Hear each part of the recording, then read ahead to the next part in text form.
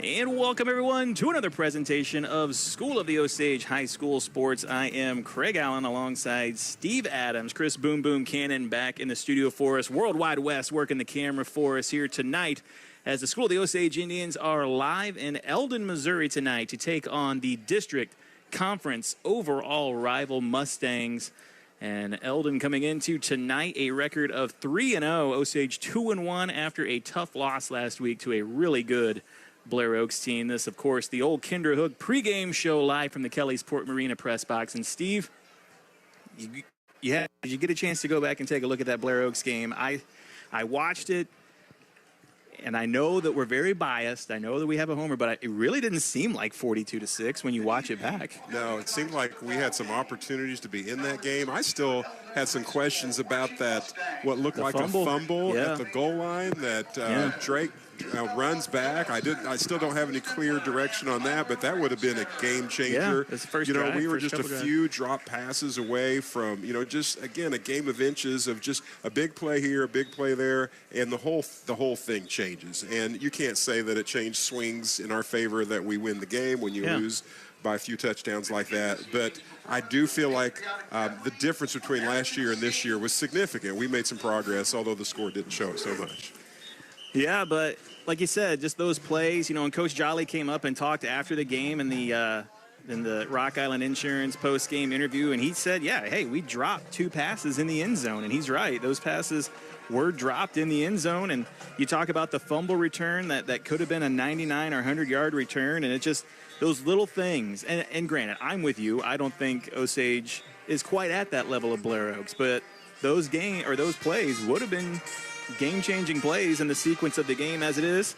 Osage falls last week 42-6, moves into 2-1 on the season, and they come in tonight against a pretty gamey Eldon squad. This is the exact same setup as last year at School of the Osage, though, Steve. Eldon came into that game undefeated, and Osage came in 2-1. But I think we can both agree this is a different Osage team from last season, and this is a different Eldon team from last season as well. Well, it seems like the last couple of years, this game has been a bit of a season wrecker for Eldon. It's kind of really changed their trajectory. Really, all you have to say is Osage versus Eldon, and that's enough, but there's a lot going on here. This is a district matchup here early in the season where Eldon is ranked first right now by points in the district. We're trailing them by about 6 or 8 points or so, and so there's a lot to, we're fighting for that. We're fighting for implications later in the season. I think there's a lot to be said about just finding out how good these teams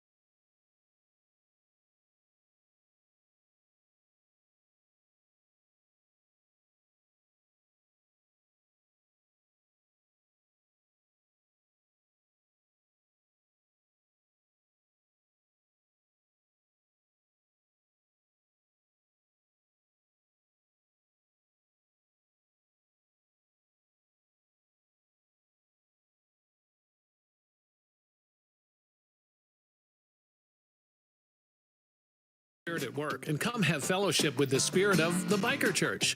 The Butcher Shop is a strong supporter of the Camden Lakers, the Lake community, and our Lord Jesus Christ. The Butcher Shop, your home for lunch and dinner, meats, and pre-made goodies.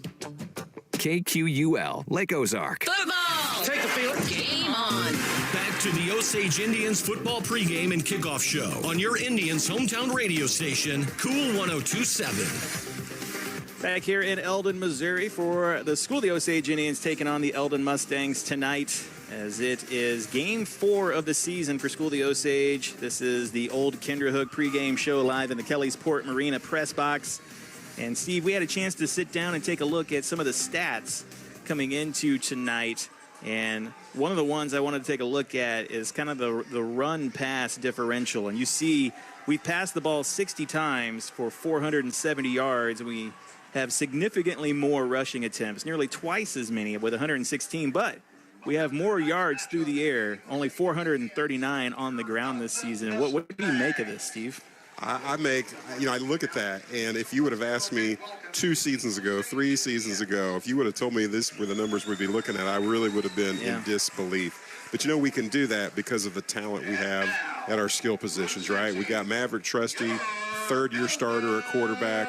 We got some talented receivers, and, the young Colt Butler. We've got Hunter Schreiman. We've got, who am I missing there? We've seen Arrowwood play both. We just got some talent, and our coaches are showing trust and confidence in our young men, giving them the opportunities. I mean, can you imagine those wins against Moberly and Bolivar without being able to throw that ball through the air? Yeah. It made a difference. And let's put this on here, too, because I love talking about it. Maverick Trusty running the ball, just at key, crucial points, having success running the ball. 2 weeks ago, we had, 2 touchdowns through the air, 2 touchdowns on the ground. That's impressive. That comes after saying for your third year now, hey, we believe you're the leader of this team, and he's coming through. Yeah, but don't you kind of feel like the offense is a little different than last year? Another thing I wanted to bring up is the offensive explosion and big plays for the Indians. It kind of feels like through the first 3 or 4 games last year, we saw some big plays from Osage that we're not really seeing. If you take a look at this graphic on MoSportsZone.com or on the KQUL Facebook page, longest play from scrimmage this season is Colt Butler at 62 yards in that first game down at Bolivar. But, Steve, the longest touchdown play this season has only been 30 yards. And it kind of felt like between either Williams brother or Jason Colonius, we were seeing longer touchdown plays, bigger explosion plays, and getting into the end zone with these big plays that we just haven't seen from scrimmage so far through 3 games. Yeah, I remember it seems like we could pound, the ball through our rushing game and really set up other opportunities. And it almost feels like the balance is shifting to a little bit. I don't know if that I would say the pass is setting up the run, but it just seems very, very, very, very balanced on both sides of the ball. I don't know that I can say that our run game is setting up the pass. I think we just have some talented players at those positions making that happen. However, I'll say that too. I anticipate the opportunity of some big plays tonight. Yeah. Perhaps that says more about the caliber of teams we have faced the first 3 weeks here and the defensive squads we've had to beat here. I think if Eldon is able to pull off a win tonight, they're going to have to fight for every bit of it. It's going to be a close finish. But, the prediction is a big win for Osage here tonight. And along with that, I think we have some players break out some big gains that maybe we haven't seen at this point. Well, that's a big reason why I wanted to bring up that stat and that graphic, because this was the game last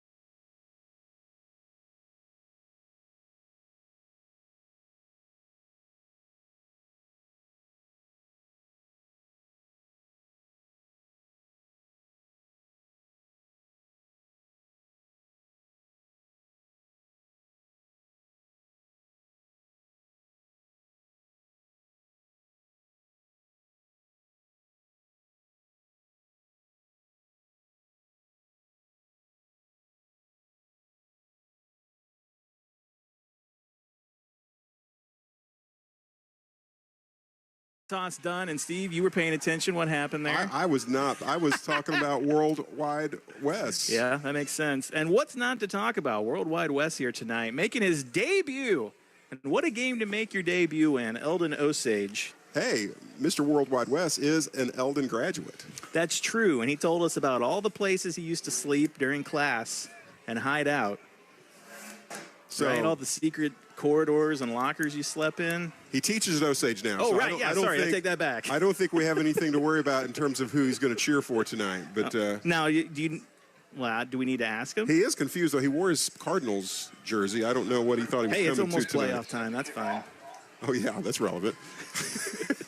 You know, we talk about all the local sports during halftime. We usually don't cover the Cardinals. I'll try and bring that back. It'll be a short conversation. Looks like Osage is going to receive the kick to get this one started here tonight as Eldon and Osage get underway. Number 1 and number 2 in Class 3 District 7 taking on each other here. One of the longest, oldest rivalries here in mid-Missouri. Always fun when these two teams get together. And Osage will get the ball first. Ball is kicked away. Drake Williams will field it for the Indians. Fields it at the 15. Now gets a block, slips, and goes down right around the 32. And that is where Osage will take over for the first time tonight. Let's take a look at the big guys up front. The offensive line coming in here tonight. Grant Wilson, Landon Robbins, Nathan Grohl at center, Caleb Smitherman, and Charlie Crocker, the front line. Offensive line here for School of the Osage tonight. Big-looking boys right there. 4 seniors and a junior. Of course, 18 seniors on this School of the Osage squad. Their last chance to go against these Mustangs here, at least as far as they know. Maverick under center hands this one off Drake. He's trying to go right side, stutters right at the line of scrimmage, and he's going to be brought down, maybe a gain of 1. Yeah, look, I don't know if he had a hard time getting his hands on the ball there, just like he kind of hesitated as he was about ready to break through the line there, and it gave the Mustangs a chance to catch up to him. Do you have the stats I sent you? Do you know what Drake's longest run of the season is? I think it's like 15, 20 yards. It's not much. Long as 25. Yeah. False start out here on the edge as Schreiman took a step there, and now Osage finds themselves in 2nd down and long.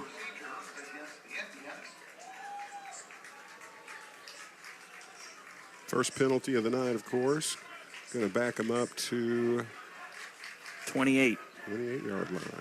You know, I was talking with another broadcast team. I think this is maybe the only time, and certainly the last time this season, Osage is going to play on natural grass. Oh, hadn't thought about that. How about that for a stat? 2nd down and long. Maverick looking deep for Schreiman. Back behind the defense. He's going to catch the pass and be brought down past midfield. And a big gain.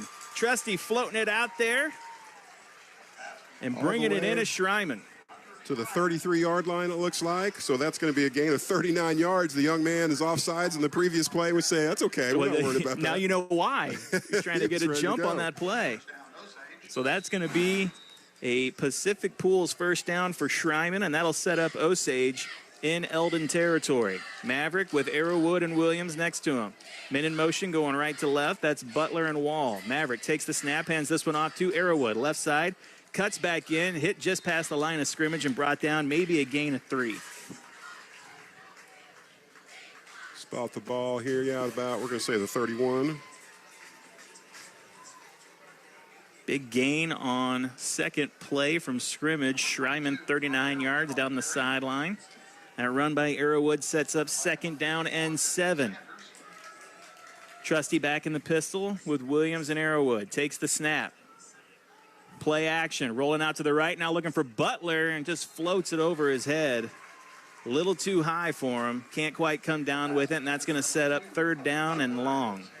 Yeah, and that's one of those plays where, you know, Trusty has to throw that ball before Butler kind of makes the break on it. So it's just one of those, you know, practice, and just, you know, have that timing down right. Just wasn't there this time. It's kind of crazy that, you know, the quarterback, you know, Maverick, sometimes he just throws it to where he expects them to be, and then they're there.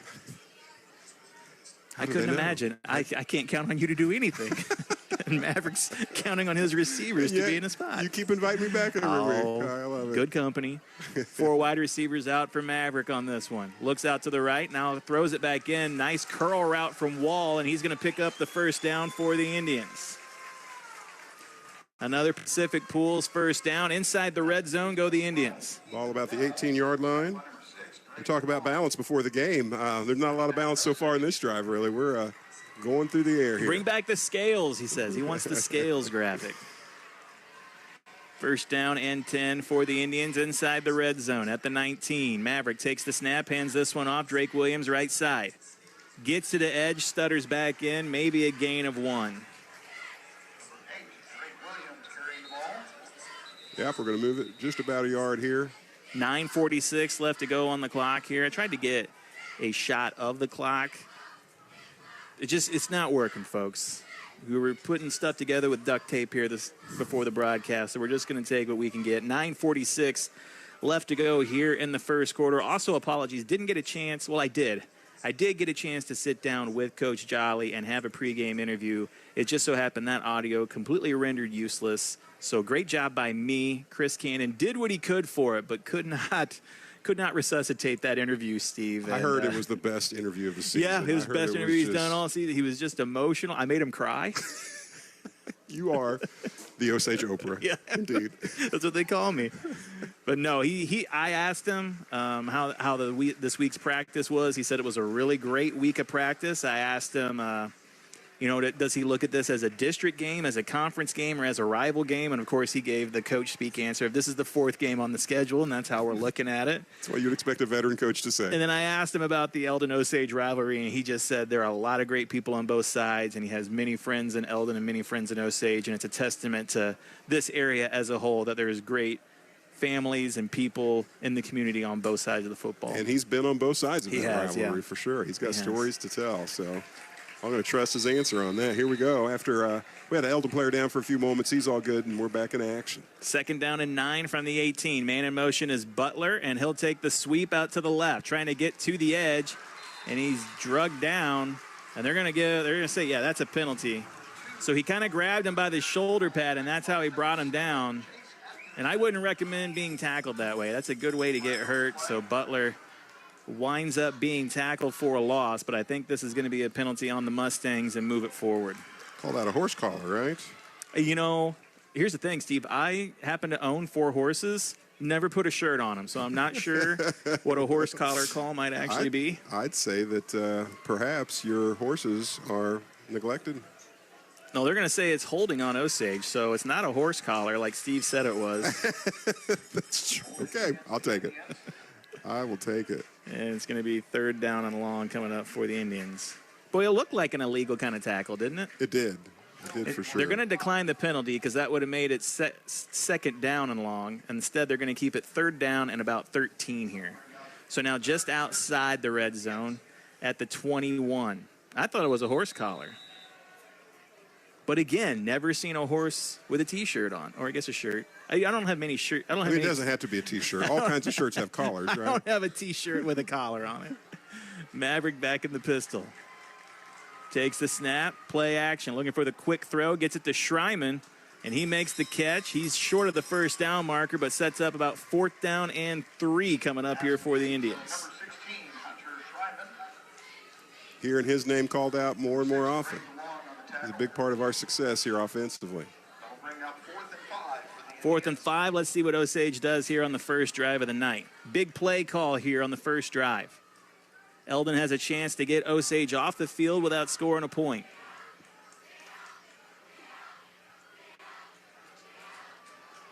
Maverick back in the pistol. He's got 2 wide receivers out to the right, takes the snap.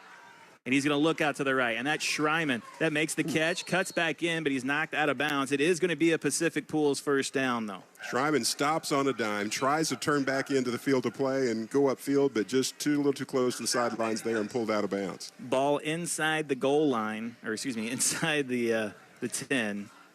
So we'll say it's 1st and goal from the 6. Have you ever met Mr. Schreiman?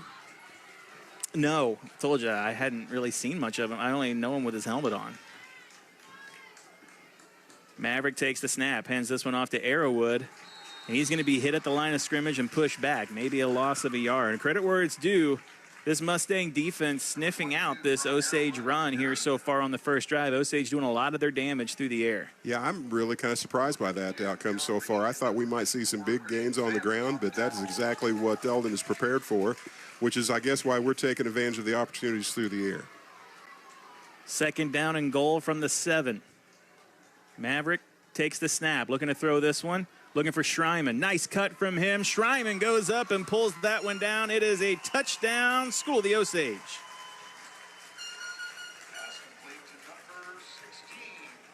That was just out of my field of view.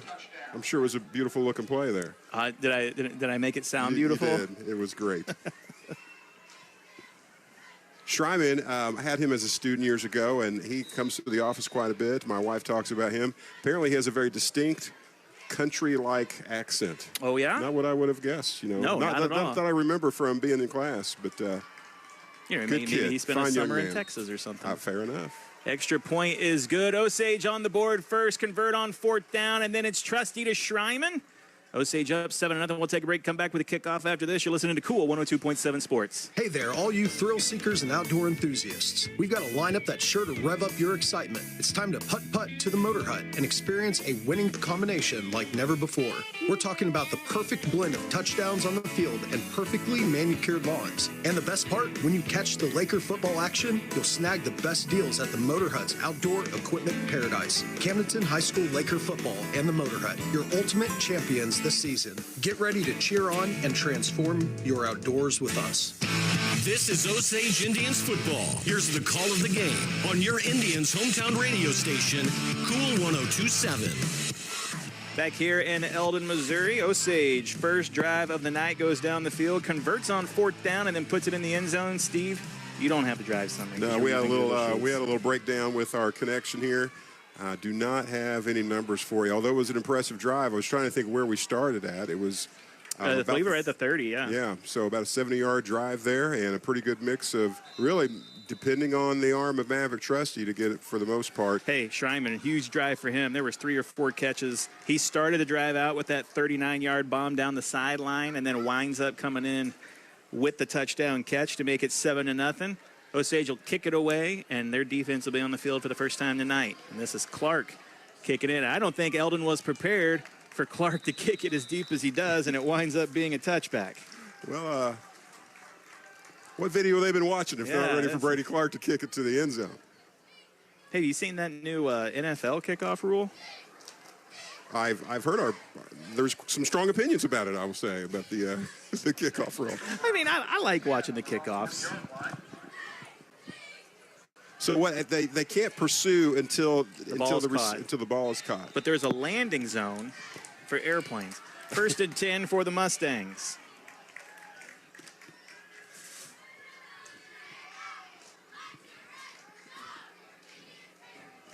They'll hand this one off left side, breaking one tackle before finally being brought down just short of the first down marker. That'll be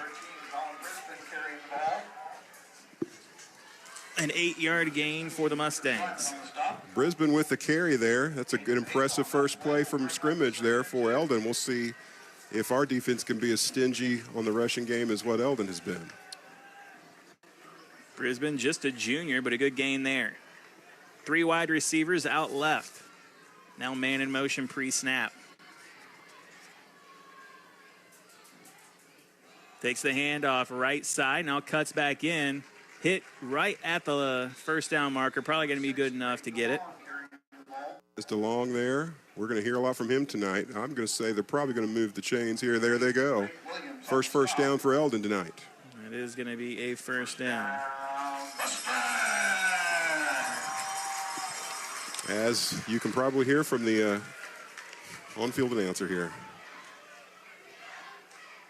Just doesn't have quite the magic of our Dr. Yoder. I think it's more magical. Wait, you don't think Brad's listening, do you? How could he miss it? Isn't everybody listening? That's true. Hines back in the shotgun. And he'll take the snap. And he's going to call his own number. And he knocked down after about a gain of, let's say, 4. Ball about the 34-yard line here. So second, we'll call 6 just run right up the gut of the Osage Indian defense. 6:30 left to go in the first quarter here. Again, you can find the stream on the KQUL Facebook page, MoSportsZone.com, and on YouTube, search MoSportsZone. I tell you what, Steve, thank goodness you got glasses on. Very hard to call who's doing what out here for Eldon. These black jerseys with maroon numbers. I know you love those dark jerseys and dark numbers. Far away, hard to see. Hines takes a snap, now kicks it out on the edge. Oh, missed tackle. And getting to the edge, and there's a couple flags thrown. Looks like horse collar. No, just kidding. A couple flags on the play. Spotting the ball at the 40-yard line for now, but there is a couple flags on the field here. Yet to receive a signal from the officials. Pass interference on the offense. That'll push him back. Now, Steve, these first couple plays we've kind of seen something that's been a common trend for School of the Osage on defense so far, and that has been missed tackles. And we've seen a couple of them here. We've seen missed tackles and then just giving the Mustangs extra yards. If the first guy who puts a hat on the ball carrier can get him down, it's usually a tackle for a loss, but we've seen so many missed tackles from this Indian defense the last few weeks. Yeah, and they had the speed there to get to the edge. Of course, had a little help there with the penalty. That is true. Now, we called that. Did I miss that? Because that was a run ball. That was a rush. But they called pass interference. I'm a little confused by that. Do you think it was considered a rush? I don't know. Was it passed? This is why I leave. Where's that replay at? I leave that up. Where's that replay at? Let's watch that one again. Okay, here we go. Second down, and we'll call it about 16. That's what the scoreboard says. Must be right. This handoff goes up the middle and just right into Colt Butler, who kind of got knocked over there, Steve. Yeah, gain of about 6 there. There was a wide open lane there for the Mustang to run through, and Colt Butler just stepped right in and say, I'll plug that for you, but he did take a little abuse for it. Wall winds up making the tackle. It's going to be 3rd down and 8 coming up on 5 minutes to go here in the first quarter. Big 3rd down play for the Mustangs here on this drive. Let's see what this Eldon offense can do against this Osage defense. Hines back in the pistol. 3 wide receivers out left. And that's where he's looking. Now has to step up into the pocket. Here comes looking on the sideline and trying to make a shoestring catch. Unable to do so. He's looking for Keon Dinwiddie out there. Hines facing all kinds of heat from the Indians. Just kind of seemed like one after the other, they were breaking through the line in pursuit. It'll be 4th down and 8 now here. We'll be looking to punt the ball, I would expect, here with this field position.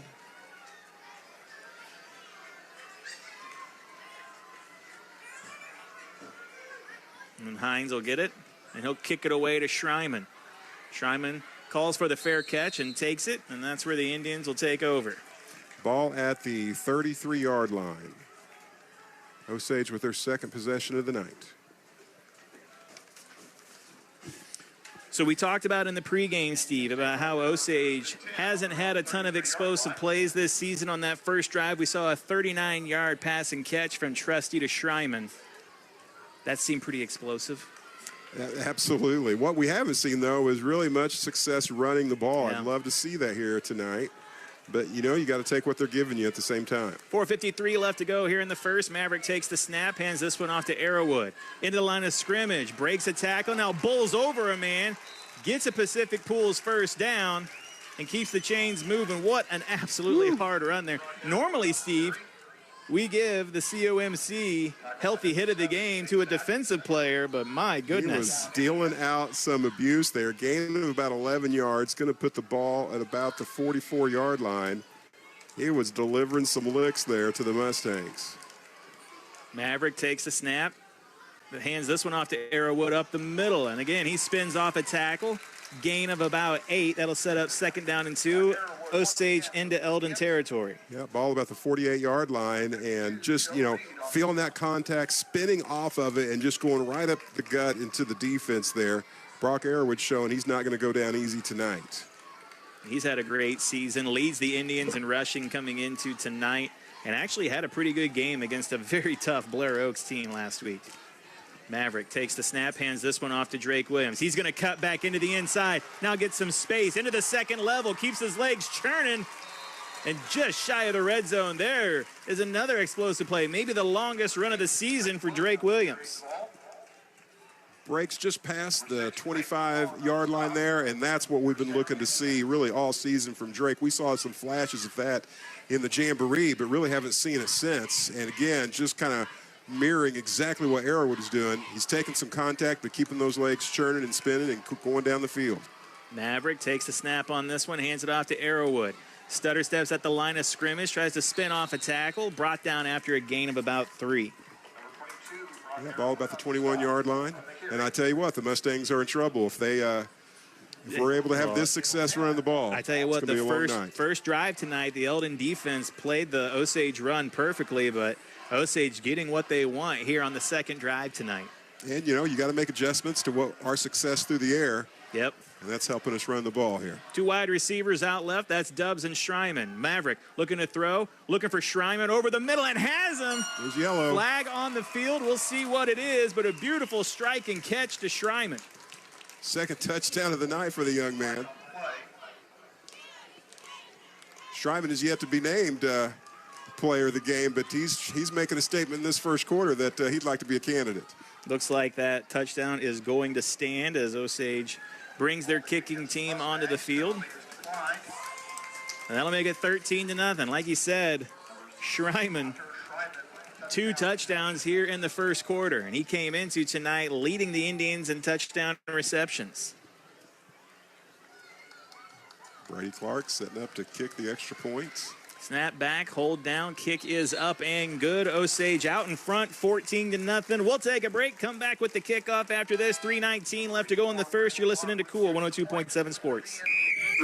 This is America, where football means football. As the bumps and bruises of football season and life build up on our bodies, wouldn't it be nice to soak away those issues in a brand new Bullfrog Spa from Pacific Pools? Enjoy stepping away from the rigors of life, the aches and pains of the past, and current injuries, arthritis, or stress of the workday. Get yourself into Pacific Pools and order your new Bullfrog Spa today. It only takes 21 days to construct and ship. And listen to the Lakers take the field, all while soaking in your new Bullfrog Spa.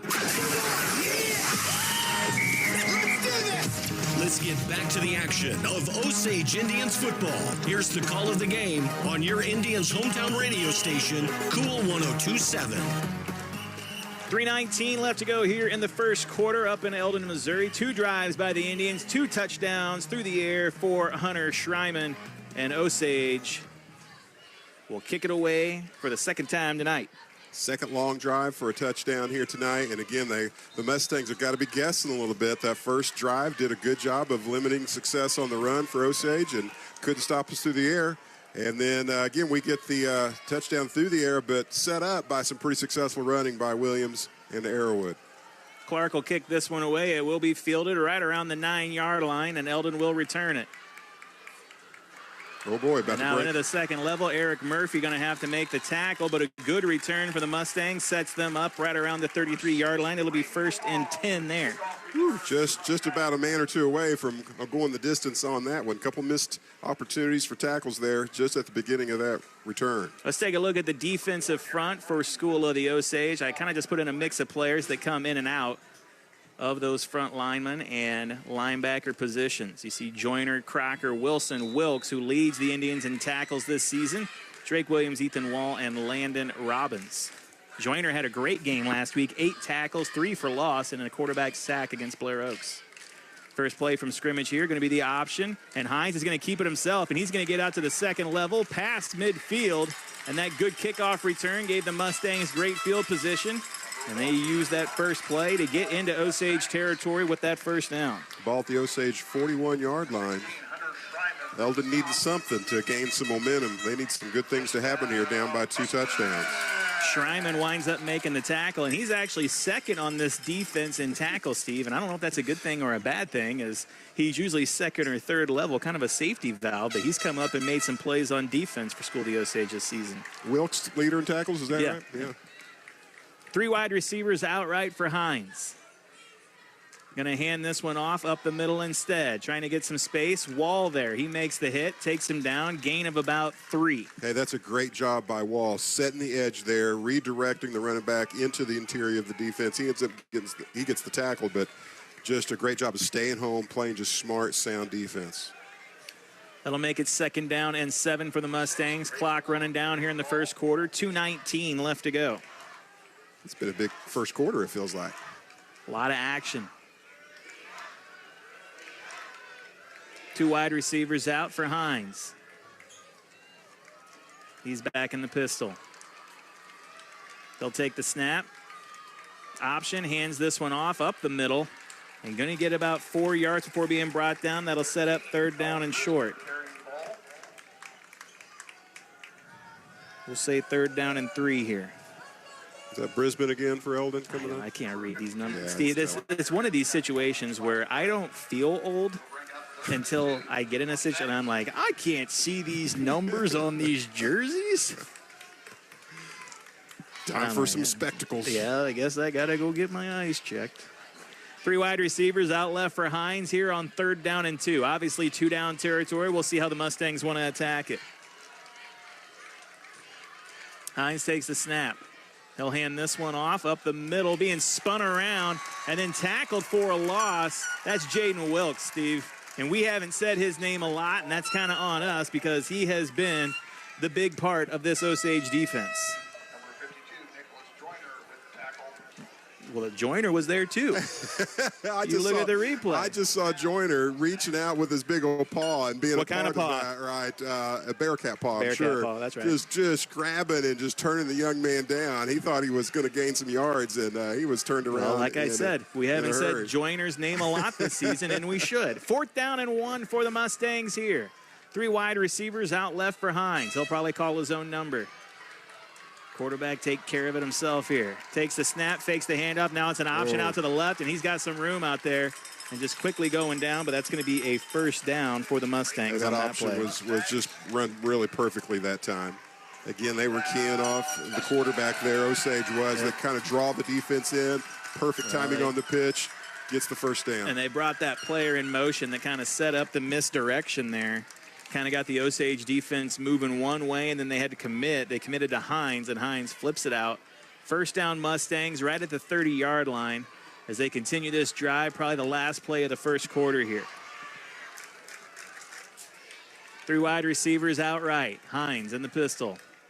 Takes the snap. Looking to throw. Chased out of the pocket, now running to the right, now flips it out long. And coming up with the interception, the receiver falls down, and Colt Butler has it for the Indians.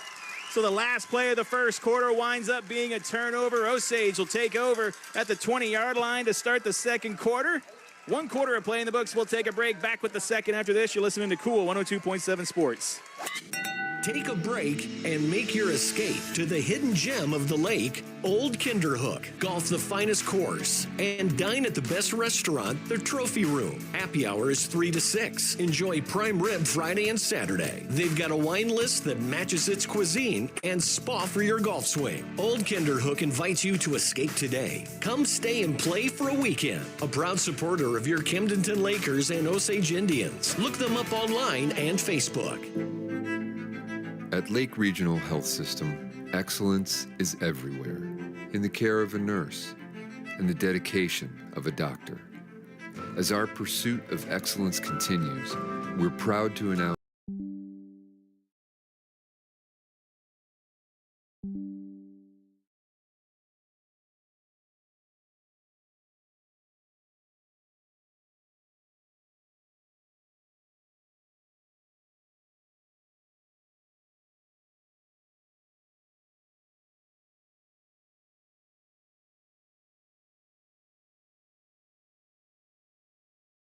receiver. It was not a great throw, and then the Eldon receiver goes to the ground, and it just couldn't have been an easier interception there. Yeah, they made it. When the receiver went down, it was pretty easy pickings for Butler, and he pulls that one in. 2nd down and 7. Second play of the second quarter here.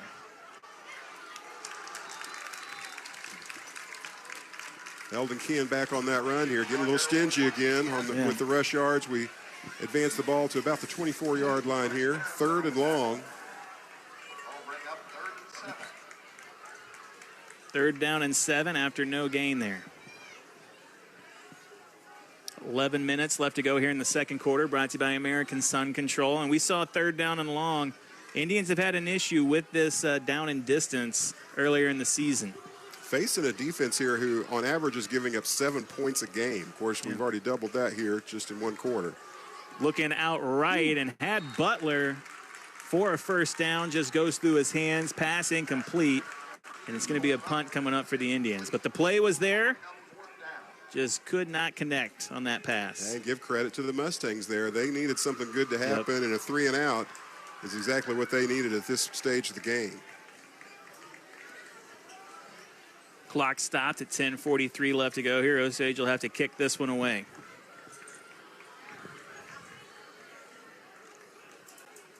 Score is 14-0. Osage out in front.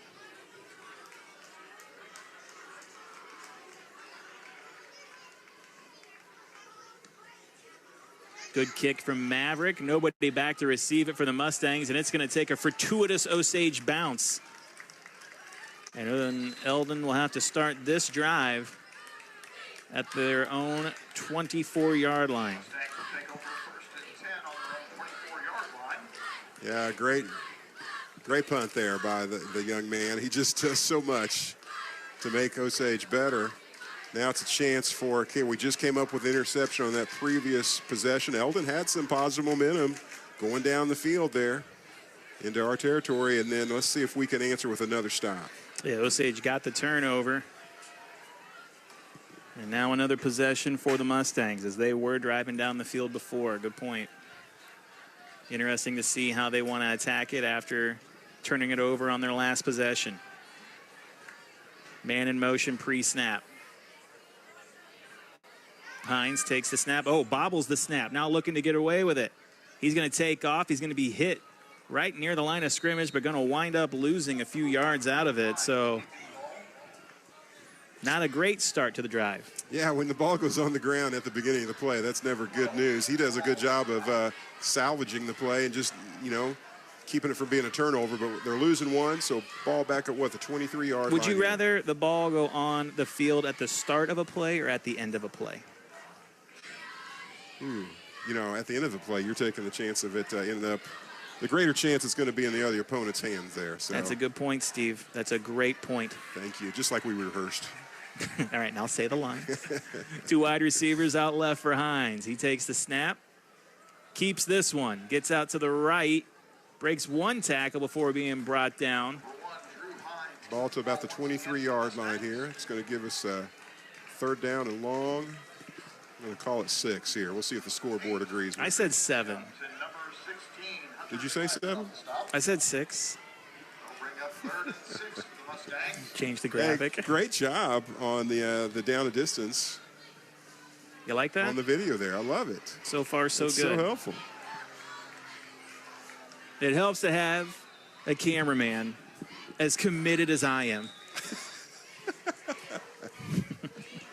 Timeout on the field. We'll take one as well. 9:09 left to go here in the second quarter. Big 3rd down coming up for the Mustangs. 14-0. Osage out in front. You're listening to Cool 102.7 Sports.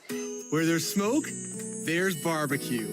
Hi, I'm Greg Dierberg. You heard that right. No liquid smoke flavor at Dierberg's. It's all smoke fresh with apple and cherry wood at each one of our stores. From brisket and wings to my personal favorite, smoked salmon. If you can smoke it, Bob's Barbecue has it. It's time to rethink your BBQ and try something truly extraordinary. Stop by and see what's smoking today. It's fresh, it's friendly, and for slow smoke barbecue, it's Dierberg's.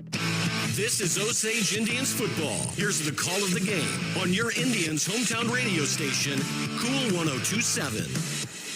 Back here in Eldon, Missouri, a big 3rd down coming up. 3rd down and 6 for the Mustangs. Osage out in front, 14-0 here in the first half. With a big 3rd down coming up here for the Mustangs. That's literally what I just said. Is it what you just said? You never listen, Steve. 3 wide receivers out. Man in motion pre-snap. Another low snap. They try and get a screen out to that man in motion. And he's going to be brought down just shy of the 1st down. It's going to be 4th down and about 1 or 2 here, Steve. Let's see where they spot that ball. That's going to be. That's real close. Be close. Yeah, it might be a first down. We'll see what they want to say here. Their officials are eyeing it, and they're going to saying give a first down. Moving the chains.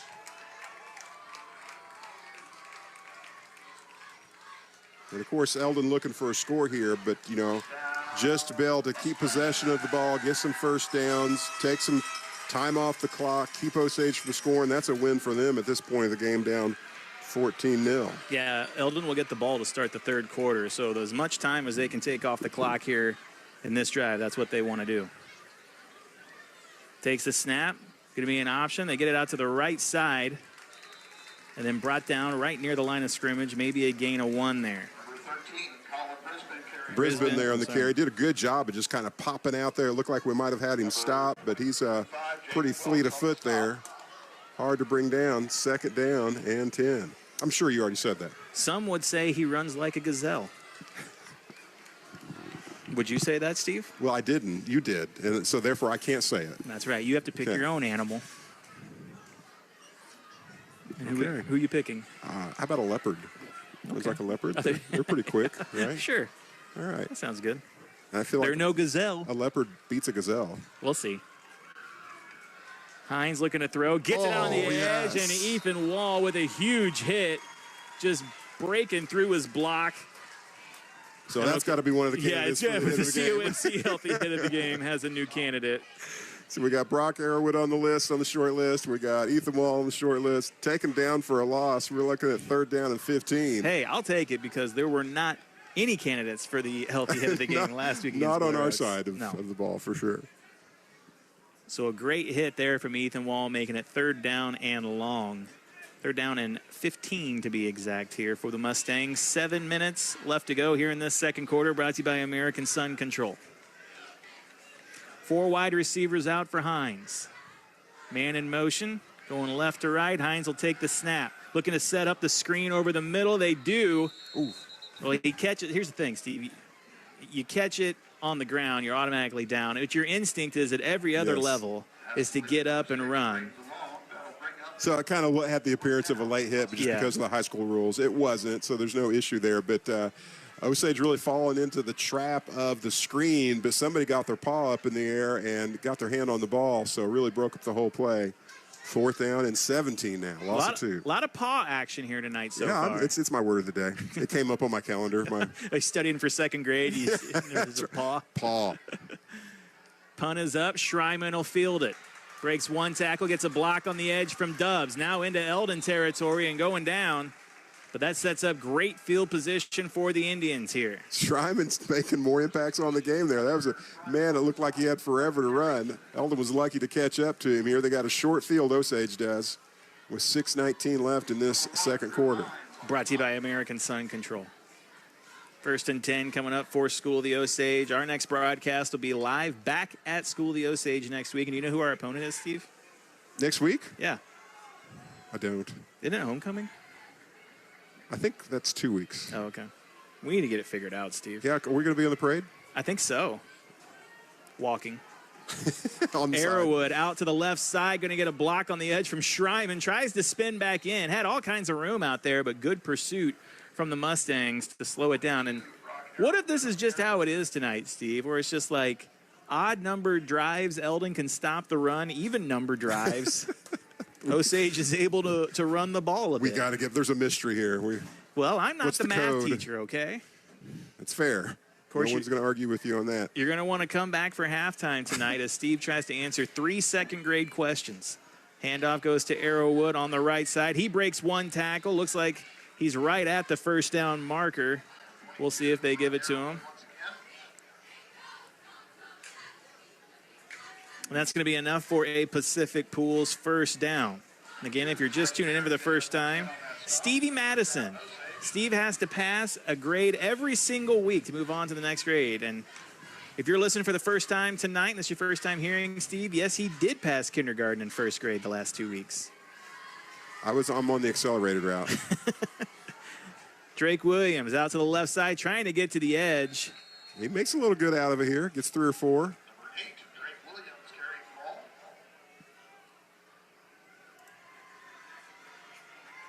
Second down, and we'll say, I'm going to say 7. Nope, second down and 8. So we got a couple on there. Again, just trying to use his speed to get to that edge and cut up the field, and Eldon did a pretty good job in pursuit there, just drawing out all the way to the sidelines. Ball at the 26-yard line. Osage up 14-0. Maverick, quick snap under center. Gives it to Arrowwood up the middle. There you see a spin move in the midst of it all. And he's able to get about 3 yards, 3, maybe 4, making it 3rd down and 3. Spotting the ball, we're going to say at the 22-yard line. Just a hard young man to bring down there. Love watching him run. So 3rd down and 4, under 5 minutes to go here in the 3rd. Maverick telling Brock which way he wants him to go. A hard count from Maverick, doesn't get him to jump. Coach Jolly takes a timeout. We will take one as well. 4:37 left to go here in the 2nd quarter. Osage up 14-0. You're listening to Cool 102.7 Sports. When you're looking for a new furnace or air conditioner, price is important, but warranty, reliability, and efficiency are big factors too. At DeGraff & Reed Heating and Cooling, you'll receive very competitive pricing on the industry-leading Air Ease products. Every Air Ease product is built on 80 years of experience, testing, and research. Servicing the Lake and Jefferson City areas for nearly 15 years, DeGraff & Reed Heating and Cooling for reliable products offered by reliable people. Call DeGraff & Reed Heating and Cooling. Let's get back to the action of Osage Indians football. Here's the call of the game on your Indians hometown radio station, Cool 102.7. Back here at Eldon High School. What is this? Victory Field, right? Victory Field. 3rd down and 4 coming up for the Indians here, as they try and continue this drive up 14-0 late in the 2nd quarter. Ball at the 22-yard line for Osage, just on the edge of the red zone here. Maverick back in the pistol with Drake and Arrowwood. Maverick telling Brock which way he wants him to go. Hands the ball off to him left side. Past the 1st down marker, cuts back in, gets a block inside the red zone before he's knocked out of bounds. Have another Pacific Pool 1st down off the legs of Brock Arrowwood. And that's Schreiman there again, trying to set the edge on blocking there, doing his part to help Arrowwood get upfield. As you said, another 1st down. We're putting the ball at, what are we calling that here? The 11-yard line, you said? You said that. Well, now I'm paranoid about what you said and what you haven't said. You only did that one time in the history of us broadcasting together. Yeah. Maverick in the pistol. Hands this one off. Drake Williams, left side. Good pursuit. Breaks one tackle. Cuts back in. Runs into about 3 or 4 Mustangs before being brought down, but still a gain of about 4 or 5 for Drake Williams. Now, have we seen Osage run kind of a reverse off of that Drake Williams? There's just so much pursuit when he gets the ball running towards the edge. Just a little misdirection coming back the other way. I'm thinking getting that ball to Colt Butler somehow, coming back the other way, could be good things. Perhaps so. Perhaps you're onto something, Steve. We'll see here. Right here. Let's see it happen. Come on now. Nope, handoff's going to go up the middle to Arrowwood, and he is going to be into the end zone for a touchdown. Brock Arrowwood, touchdown Indians. First touchdown on the ground by Osage here. We've had 2 in the air to Hunter Schreiman. Brock Arrowwood, I'm not sure what his rushing numbers are here tonight, but outside of that first drive, he's definitely had an impact on the game carrying the ball. 3:49 left to go here in the 2nd quarter, brought to you by American Sun Control. And again, that drive keyed by a pretty good punt return by Hunter Schreiman. Snap is back, hold is down, kick is up and good, make it 21-0. We'll take a break. Come back with the kickoff after this. You're listening to Cool 102.7 Sports. When it comes to your safety, hire the best. Elite Security Services delivers professional, highly trained security for your business, condominium, home, or event. Backed by years of law enforcement and military experience, their team offers unmatched protection you can trust. Elite sets the standard for excellence in private security. Call 573-280-8018 today to discuss your security needs. That's 573-280-8018. Elite Security Services. Protection, precision, peace of mind. This is America, where football means football. There's only one place to hear Osage Indians football. Back to the game on your Indians hometown radio station, Cool 102.7. Back here at Eldon High School, 3:49 left to go in the second quarter. Brought to you by American Sun Control. Osage, another touchdown, 21-0 on the scoreboard. Yeah, I had a little bit of a shorter field here thanks to the Schreiman return. And Osage, this is kind of what I hoped we would see coming into this game. They've had some tough contests those first two games of the year. Game coming down to the last few seconds, and then that tough game at home against Blair Oaks. It's nice to see a little distance, a little margin on the scoreboard here for the Indians. Well, we've seen what happened at Moberly, though, Steve. 21-0. We've seen crazier things happen. That's true. Brady Clark set to kick this one away. And it's going to be a shorter pooch kick, fielded at the 28. Maybe a 4-yard return before being brought down. Who's that on the tackle? Eric Murphy on the tackle there on that short kick. Good pursuits and takedown by the young man.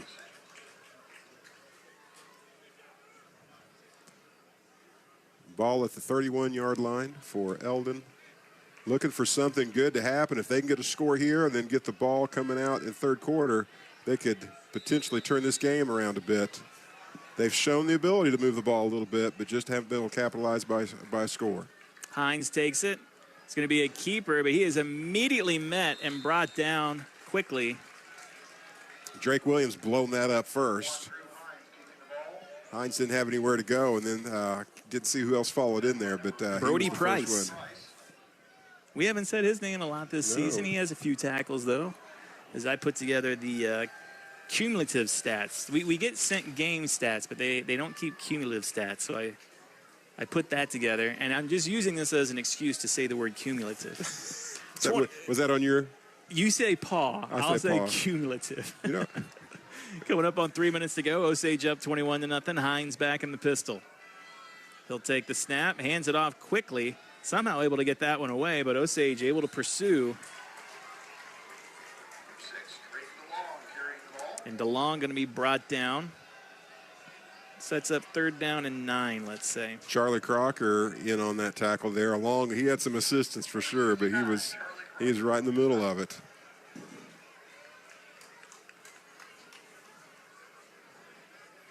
And Eldon kind of letting this clock run down now. 3rd down and 9 coming up. Well, trying to put themselves in a position that if anybody is going to score, it's going to be them and only them. Mm-hmm. You're going to have to convert this 3rd down, though. 3rd down and 9 coming up on 2 minutes to go here. 1 second left on the play clock. They don't get the snap off. It's struggling on the snaps. Yeah, Several times their snaps have been pretty low, and that just kind of sets off the whole timing of the play is busted up when that happens. Eldon will take a timeout. We'll keep it here, though, with 2:13 left to go. Osage up 21-0 as we figure out who our next scheduled opponent is, Steve, because you were... I'm sorry to let you down. You're just focused on homecoming. I have a binder with all of that information. And but the Wi-Fi's down. It's in the car, and the Wi-Fi's down. It's all falling apart, man. Yeah, we're definitely putting together tonight's broadcast the best we can. Well, we're struggling up here perhaps a little bit, but the Indians on the field are doing really well here. California next week, Hallsville in 2 weeks. Okay. Both games at School of the Osage. I'm excited about that. We're spoiled, yeah. Spoiled about not having to go far. It's been a great season so far, for sure. And we end the year on a couple tough contests, but that just seems like forever away now. For the first time today, I thought, I better start checking the forecast. We're going to find some cold Friday nights before it's all over. Yeah, they have a tendency to track us down. But not on this night. It is beautiful out there. It's a good one. That's why we got the window open here. 3rd down and long coming up for the Mustangs here. 2:13 left to go. Man in motion, left to right. Hines going to fake the handoff. Now throws it deep, and it is intercepted. Picked off by Arrowwood. Arrowwood trying to find some blockers. Now finds a seam, and he's to the 20, 15, 10, 5, touchdown. It's a pick 6 for Brock Arrowwood. Flag on the field, though. Probably, you'd have to guess that's going to be some kind of a blocking penalty here, but we'll see. But Arrowwood, man, the Mustangs had all kinds of chances to bring him down, and he just wasn't having any part of it. He wasn't playing his part in that whole scheme of theirs. Just kind of navigating his way through the madness, getting the touchdown there. And, you know, that's just Eldon needing something good to happen. We haven't seen much from them through the air. Took a chance there. Second interception of the night. It is against, so we're coming back but here. If it's pre-interception, then it'll still be Eldon ball. But an illegal block would make you assume that it's post-interception. Sure. So it was a beautiful run to return, I should say, to watch, but all for naught. Well, you know what? His family might not like hearing this, but thank goodness. Because if Arrow would return that one for a touchdown, it was going to make picking the Mills & Sons Insurance player of the game a lot tougher between him and Schreiman if he did that. So I'm okay with that, Steve. So we've got Schreiman with 2 touchdowns. We've got Arrowwood with a touchdown on the ground. We've got Colt Butler with an interception. Brock Arrowwood with an interception. We've got some individuals to choose from. And Arrowwood's going to get the carry, stays on his feet, keeps the legs churning, past the first down marker before he's knocked out of bounds. Another Pacific Pools first down, and Osage easily into Eldon. I guess they started in Eldon territory, the drive, so hey, they're still in there. On a play that looked like he was going to be stopped, you know, maybe a 2-yard gain there. I don't know how he came out of that. Those legs just kept churning and finding the crease and the space, and first down Osage. 1:51 left to go here in the second quarter. Ball at the 38-yard line, 1st and 10. This handoff goes to Drake Williams on the right side. And he's just looking to Steve, he wants to get between that gap between the tackle and the tight end, or he wants to bust it to the outside, whatever is there. And just really hasn't been able to do it all season long so far. Yeah, Eldon filled the gaps there, caused Williams to kind of just hesitate and stop his forward progress, and then the pursuit was right on him. Lost a yard, 2nd down and 11. Keeps the clock moving, though. 4 wide receivers out from Maverick. He'll take the snap. Schreiman over here on the right side, solo. No, over the middle, ball tip. Butler off his hands, and Eldon almost comes up with the interception. That's the second time tonight that play has been there, and the second time tonight it is deflected off the receiver. Yeah, the defender there, I didn't catch the young man's number, but he had an INT in his hand off the deflection. Bounces off the turf, and we live to run another down here. An INT, IHH? IHH. In his hands? In his hands. I love it. Let's just do the whole broadcast. The whole broadcast in acronyms. I'm down. ID. 4 wide receivers out from Maverick. Takes the snap, rolling out to the right. Now here comes the blitz. And he goes down. He was looking to get it to Schreiman. Schreiman was using a double move over there on the outside and just unable to get anything over there to him. So some good things happening for the Mustangs here. The penalty keeps Osage out of the end zone on the interception return, the pick 6 there. And now a big couple stops here defensively. So 4th down and a whole lot. At least 20 here, it looks like. A timeout taken by Osage, and I got to tell you, not sure on that one. And maybe there was just trying to get the right personnel out there. Can't take them with you, I guess. That's true. What if you did, and like the last game, you just have like 38 timeouts? And you could just take them with you in life, I think would be great. Yeah, timeout. Like Zach Morris from Saved by the Bell. Good call. Is that what you meant? That's exactly what I meant. See, for our younger listeners, Saved by the Bell was a... Now, you've kind of jumped the ship over into Dancing with the Stars. I can't see the numbers, Steve. I'm old. Maverick back to punt this one. 1:03 left to go here in the second. Low snap. Maverick fields it, and a good kick is away. Eldon does have someone back to receive it, but it takes a beautiful Osage bounce, and it's going to roll to a stop right at the 2-yard line. So Maverick Trusty, underrated punter, I'll say it. You don't really like pointing out the fact that he's a really good punter because he has such a great skill set at quarterback, but he's a good punter, Steve. He is. He is. And special teams matter. We don't talk about it enough. You know, I'll be interested to see it. You know, Eldon's not going to have much of an opportunity to score here, but they're just going to try to keep it. Hey, let's keep it from getting a safety here. Let's try to keep bad from going to worse. Well, you're a little gun shy now after throwing 2 interceptions here in the first half. We'll see what they decide to do, though. Hines back in the pistol. He's standing in the end zone. Takes the snap, hands this one off. Right side, and tackle behind the line of scrimmage. 75. That is Caden Langelier. Langelier. And let me Nice tell you job, something. young man. You're going to hear from a Langelier at halftime tonight.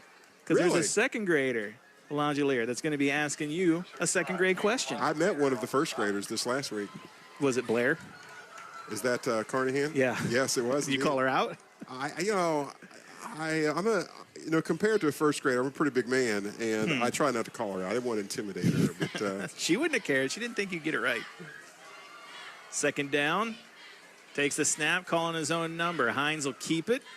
He's going to be hit at the line of scrimmage, drug back into the end zone, but not going to be anything. And it's going to be the end of the first half is what it's going to be. So Osage defense holding up, giving up no points. They put it in the end zone 3 times for a score of 21-0. We will take a break.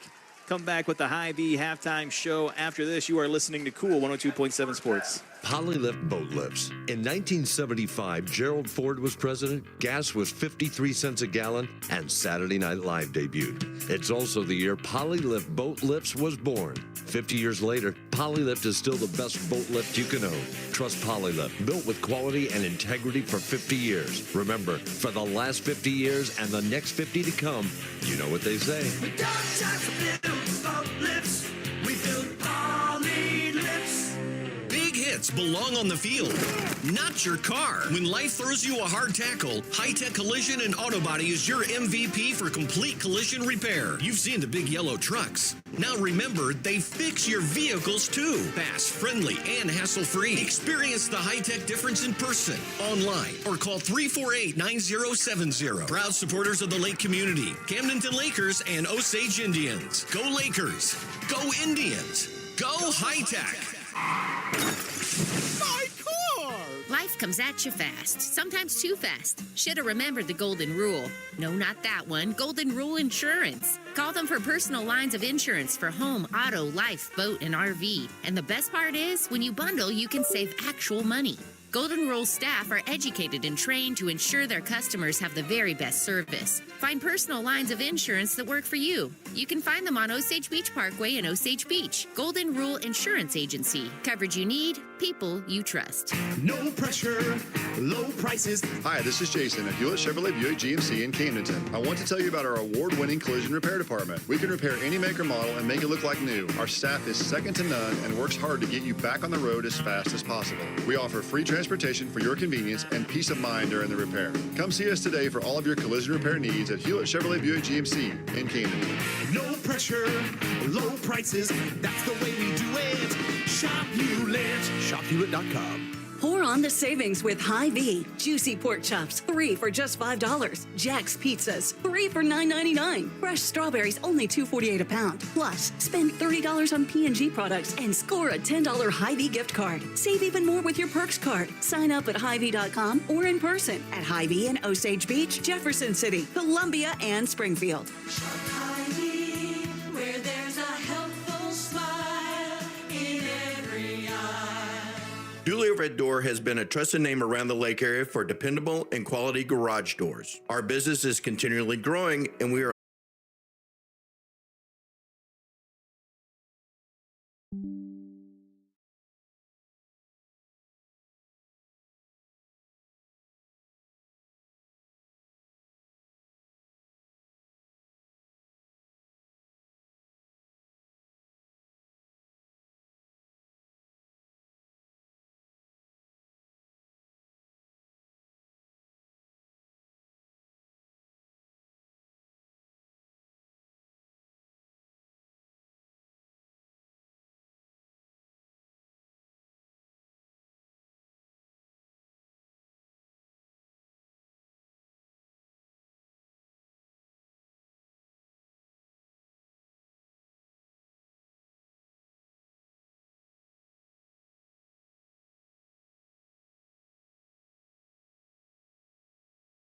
Halftime show, and Osage up 21-0 here at halftime, and getting it done with all 3 facets of the game, I'd say, Steve.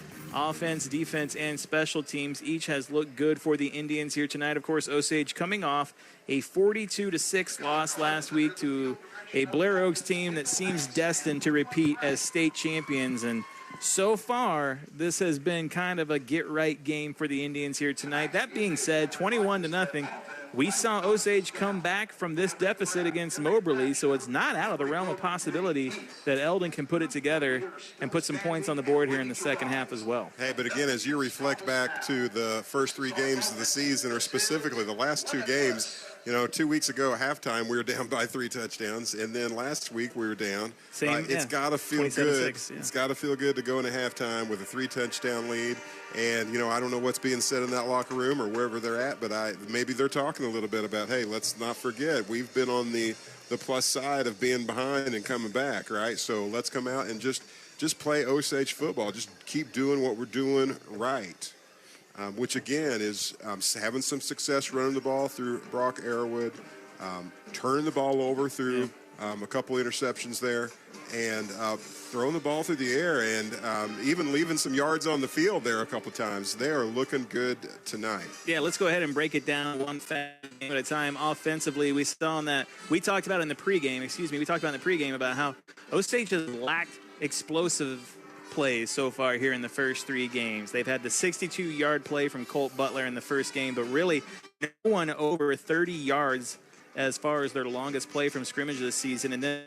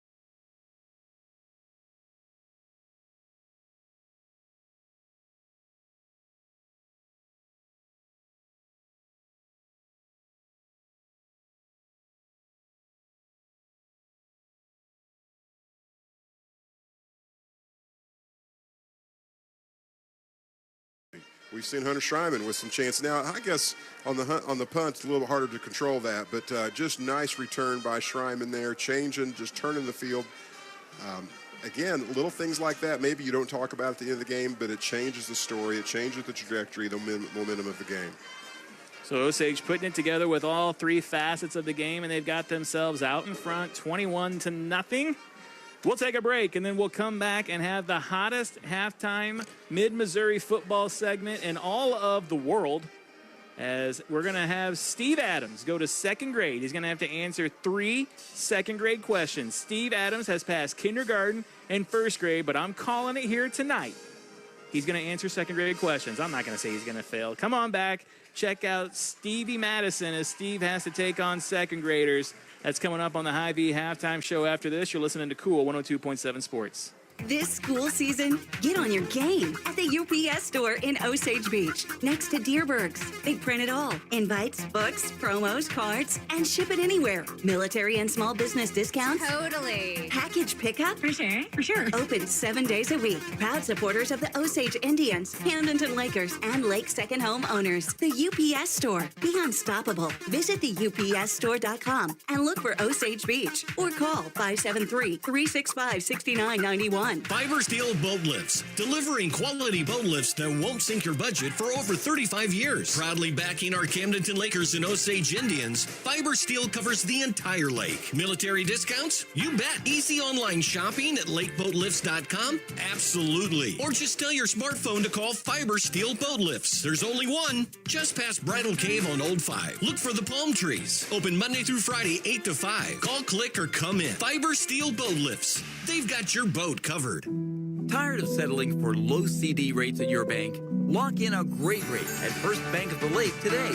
We offer some of the best CD rates in the nation. CDs make saving a cinch. They combine security with great investment returns. Don't miss out. Maximize your savings with a secure, high-yield CD. Check out our rates at fblake.bank and lock in a great CD rate today with First Bank of the Lake. Member FDIC. See bank for details. Dude, she said yes. What are we doing for homecoming? No worries, bro. We're getting a limo from Z's Limo Service. Tons of room. It's gonna be epic. Arrive in style with Z's Limo Service, or rent the party bus for your game, concert, or event. Z's Auto Rentals has the vehicle that best fits your needs, and they're easy to work with. Just call 573-365-2366. Z's Limo Service and Auto Rental. 573-365-2366.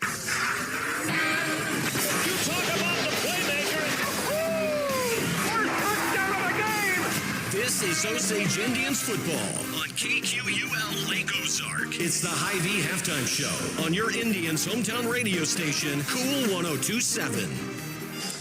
Back here in Eldon, Missouri, 21-0. Osage out in front over the Eldon Mustangs. Craig on alongside Steve Adams, Chris Boom Boom Cannon back in the studio, Worldwide West, working the camera system for us tonight. And, of course, if you're back, that means you are here for the hottest segment in mid-Missouri football segment in the world. I can't even say it right. It is Stevie Madison, where Steve is going to have to answer questions from each grade level.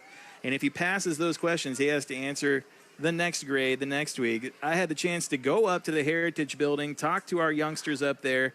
Steve's already passed kindergarten and first grade, but now it's time for second grade. Let's see if Steve can get it done, folks. Go ahead. Question number 1. Here we go. All right, I'm here with my new second grade friend, Rhetley Horseman, and he has a question for Steve. What's your question? What is the 3 states of matter? What are the 3 states of matter? Do you know it? No. That's all right. You're supposed to know it by the end of second grade. Do you think Steve will know it? Yes. I guess we'll find out, won't we? Thanks, Rhetley. 3 states of matter. Like, what's the matter? What's that we're talking about? What's wrong? What's the matter? What's the matter? Hey, I'm going to go with liquid. Okay. Solid. Oh. Ooh, gas. You know what? I saw you Googling it during the question, so that is correct. You did get that one right. Solid, liquid, and gas. All right, here we go. Question number 2. Okay, I'm here with my new second grade friend, Remy Langelier, who has an older brother on the football team, and she has a question for Steve. If you have 3 bags of 5 marbles, how many marbles do you have? If you have 3 bags of 5 marbles, how many marbles do you have? Do you know the answer? 15. Do you think Steve will get it right? Yes. Okay, I guess we'll find out. Thanks, Remy. A little math. We'll throw a little math at me here, huh? All right, 3 bags of 5 marbles. I had to draw it out. 3 times 5, 15. Now, do everyone in this booth a favor and put your shoe back on, please. I hardly have 10. I use my fingers and my toes. All right, you got that one, but the last one might trip you up here. Let's go ahead and see what question number 3 is. All right, and for the final question, I'm here with my friend Reagan Clark, and she has a question for Steve. And what was your question? What does water turn into when it freezes? What does water turn into when it freezes? Do you know what it is? Ice. Yeah, that's right. It's ice. You think Steve will get it? Yes. He might know ice. I guess we'll find out. Thanks. Hey, can I answer this question? That this group of second graders was much nicer to me than the first grade. Last week, but and I do appreciate the softball question. Last week, what was it? This is just the opposite of what it is here. So last week, I think when ice melts, it turns into water. This week, when water freezes, it turns to ice. I just wanted to see if maybe you could, Where are you getting these questions? Chat GPT. And what are we teaching these second graders? Using AI for it. How long of the unit is the unit about water turning to ice? I like how it's basically saying when you leave first grade, you know what ice turns into. But when you're leaving first grade, you don't know that water can turn back into ice. You're in suspense. Yeah, I mean, you're like, please tell me. I understand it can melt, but what happens when it refreezes? What is it? Where did the ice come from? Maybe in second grade I'll figure this out. Well, you did it, Steve. What's the question going to be next week about water? Steam. Yep. Dang it. Steam. Chris, we're going to have to change the question for next week.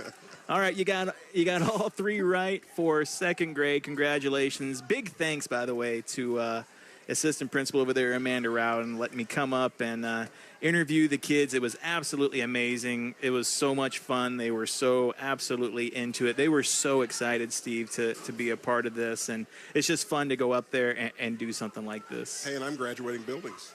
You did. You did. And we'll see if Miss Rowden can send you over like a little diploma or something. Like a little hat, like a little graduation I want cap. the music. Wow, congrats. Next week, you're moving on to third grade as the Indians will host the Pintos. So congrats. That's a big deal. Big deal. Anything else you want to say? Did you have any worries at all? Can I just tell you? Go ahead. I'll tell you. So last week, when you were trying to queue up and give me the first questions, grade, yeah. I did hear a preview of the 3 states of matter. Yeah. And I got to tell you, my first thought was, oh, crap, what? But you got it. But That's fine. I got it. All right, let's talk about what's going on in other local area sports this weekend. Tomorrow, the Mizzou Tigers at number 23 in the nation will take on the South Carolina Gamecocks, kicking off SEC play. And going to be a tough one. That's a night game, right? Tomorrow night? Yeah, 6 o'clock night. That's at Mizzou. And without the quarterback, with the quarterback being out for the year, it's going to be a tough road to hoe for the Tigers. But hopefully they can get off on the right foot tomorrow night. Did I hear that South Carolina was having a quarterback issue with an injury, or was that? No, I don't care about as much as I do. So I'm confused as to how I know more about this. Maybe that's wrong. Maybe that's wrong. I had a conversation with source. He educates me. He's definitely more into it than I am. Yeah, so that's he knows what's going on. But so I'm not saying that's maybe I misunderstood him, but I thought because he was excited. He thought it had potential to be like a game day kind of matchup, but because maybe because South Carolina was ranked right until they lost. Now that they lost, so and they got beat by Vanderbilt. Is that right? I think that's right. It was not bad though. Vanderbilt's not bad. You know what else starts this weekend? Coming up, all right, is it this weekend? Yeah, this weekend, preseason hockey. So the Blues will be on the ice starting this weekend as we start to get towards the regular season. Hey, how about the St. Louis Cardinals out in front right now, bottom of the third, a 2-1 lead. That's good news. That is great news. Not sure if it's going to matter much for playoff implications, but who are they up against? The Brewers. All right. Brewers. And then, of course, Sunday night, get a chance to watch the Chiefs in prime time, which I know is something new for the viewers. Don't get a chance to really see the Chiefs play. Well, what a game it is. What a matchup. The winless Giants against the winless Chiefs. Somebody's going to leave that field happy. I hope it's a tie then.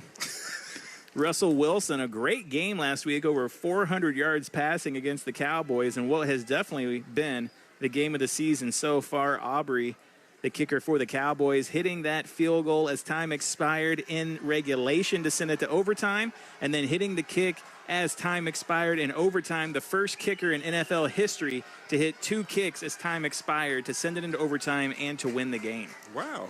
Look at you. Nice job. I knew it was a dramatic. I didn't watch the highlights of that one, so I didn't know that. So the Cowboys get the win over the Giants, send them to 0-2. Were you ever a Cowboys fan? I think I liked them a little bit, yeah. I thought I remembered that. I used to really despise the Cowboys, but it's been so long that they've really been anything not to even, worry about. they're not even worth despising anymore. They're just not. That was back when I was more of a 49ers fan, and, you know, they had a pretty intense rivalry at one point. Yeah, Joe Montana. Yeah. From Casino. Yeah, and that's pretty much it. So the Chiefs play Sunday night against the Giants, and yeah, that'll wrap it up for local sports this weekend. You know what I also hear from Coach Haig across the hallway is that our Osage volleyball team is off to a pretty good start this year. If I understood right, they've only lost one match against, you know, opposing team. They're doing exceptional. So go Coach Claus, getting them heading in the right direction. Indeed so. Good stuff. Other local scores going on around the area. Halftime, Blair Oaks is beating California 50-0. Ouch. Hallsville over Macon 13-7. Was that near as halftime? El Dorado Springs over Versailles. You can find that game on MoSportsZone.com. El Dorado Springs 30-0. Helias 49-0 over Camdenton. You can find that on MoSportsZone.com. Let's see here. I think that's about it. Southern Boone and Booneville 3-0. Southern Boone out in front over Booneville in the first quarter. And are those? I think those are the last two games that we have this year before you know, we go into postseason play there. So those will be. I look forward to those. Those will be two great matches. Our next broadcast will come to you live back from School of the Osage next Friday night as the Indians will take on the aforementioned California Pintos playing Blair Oaks right now. And Osage will have two straight home games as we'll see Hallsville come into town the week after that. So keeping it close to home. Gotta like that. Yeah, it's, you know, I just am always amazed by how fast this clicks by. Yeah. Here we are in our fourth week already, and Osage looking good. Hy-Vee halftime show coming to you live up here in the Kelly's Port press box. And we are counting down to my bonus 3 minutes every week. My favorite 3 minutes is that one that Chris Berman does on Sunday nights at halftime. But I don't think he does that anymore. But wasn't it like the quickest 3 minutes? Yes. Yes. Whoop, whoop. Natron means business. Whoop, whoop. He is so fun to watch. He's still got it. Oh, he's still doing highlights and stuff. He's still got it out there. Who would I watch on? Oh gosh, why can't I remember his name? Thursday night prime. Al Michaels. Al Michaels. Like, what is? I think the guy's 81 years old. He's still got it. And still got it. So easy to listen to. It just calls a great game. And his partner is that Kirk Herbstreit. And you know, Kirk had a rough first season. He was not great, but he has improved. Yeah, I think he's also just. I wish I could say the same for. Don't talk about our cameraman like that. Yeah, first time. It's his first week. Great second quarter he had. Worldwide West holding down the camera tonight for us. Doing a great job. We hope he's having a good time. We hope he'll come back. It's hard to tell. He's not cracking a smile. It's like watching my mom watch a broadcast. Hey, let me tell you about Wes Hall. He is a fun guy to be around, but when it's time to get to business, he gets down to business. What does he teach? He teaches history. History? 8th grade history. So he could give me he could give me some 8th grade questions if you get there. Oh, he would love the opportunity to do Maybe that. he could ask the questions. What do you mean if I get there? I thought I got promoted anyway. That's how it works these days. I don't think that's how it works these days. You're going to have to earn this. To move on. Have you ever seen Billy Madison? That's not how it works. Oh, well, I don't think Billy Madison is really how it works either. But. Yeah, well, I don't think I've seen Billy Madison, if I'm being honest with you. You're a fraud. You need to go watch Billy Madison. I'll agree with that. I'll agree with the fact that I'm a fraud. So Osage out in front here tonight, 21-0 in Eldon, looking to kind of walk this one away in the second half and bring home a win. We saw them get it done with all three facets of the game in the first half: offense, defense, and special teams. One of the more complete halves that we've seen from School of the Osage this season so far. Eldon looked good at times, Steve, especially on offense. Actually, both sides of the ball, they've looked good at times. They've done a great job on odd-numbered drives of shutting down the Osage run, and then they've had some good looks down the field where they're driving against the Indians and just kind of made a bad throw or a bad decision and put the ball in a tough spot, and Osage just turned them over a couple times. Well, but what I see in Eldon's offense so far, I'm not convinced they're a team built for comebacks, right? Yeah. They can be successful running the ball, running that option there. But again, when they're trying to put the ball in the air, I have a lot of confidence in our backfield there, in our cornerbacks and our safeties there. We just know where to be, and we get to the right place at the right time, and I just don't know that they're going to be able to climb out of this hole. But, hey, that's why we play 2 halves of the game. And Eldon has a chance to change my mind here right off the bat in this third quarter. We're about 25 seconds away here from them getting the ball and seeing if they can finally break the goal line. Well, I think you and I can both agree, too, that when we played Moberly a couple weeks ago, we were both very apprehensive heading into that second half, thinking Osage did not look good in that first half, and they did a lot of things wrong and had a lot of things not go their way. So, you know, I was always a firm believer in a lead like this, usually meaning that it was going to be more of that in the second half. But that Moberly game kind of turned me off from being, or maybe made me a little scared to think that way ever since then. Eldon will receive the ball to start the third quarter as we get set to get this one underway. And the kick is a short one, up and down and past the Eldon player, and he's going to have to get down on it quickly, and he goes backwards and is brought down at the 10-yard line. So a perfectly placed kick from Clark, put it in a spot that's tough for the Eldon player to field. And when he does, his momentum is carrying him backwards, and I think that was Arrowwood that brought him down. Arrowwood was just right on it. Didn't give him a bit of space or margin here to try to react to that. And again, that starts with a perfectly placed kick by Brady Clark. There's the special team showing up again. So not great. That's not what they scripted here. Ball at the 10-yard line. 1st and 10 for the Mustangs here on the first drive of the second half. 21-0 on the scoreboard. Osage out in front, 2 receivers out left for the Mustangs. Look at this slot receiver, Steve, just kind of on an island there by himself. Hines will hand it off, though, left side. And it's almost like Osage, after getting a couple turnovers against this Eldon defense, is just kind of daring them to go through the air. You saw how much space that slot receiver had over there. Well, they'll adjust to that for sure. Move the ball just a couple yards here.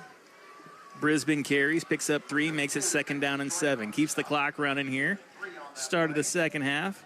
2nd down and 7 coming up.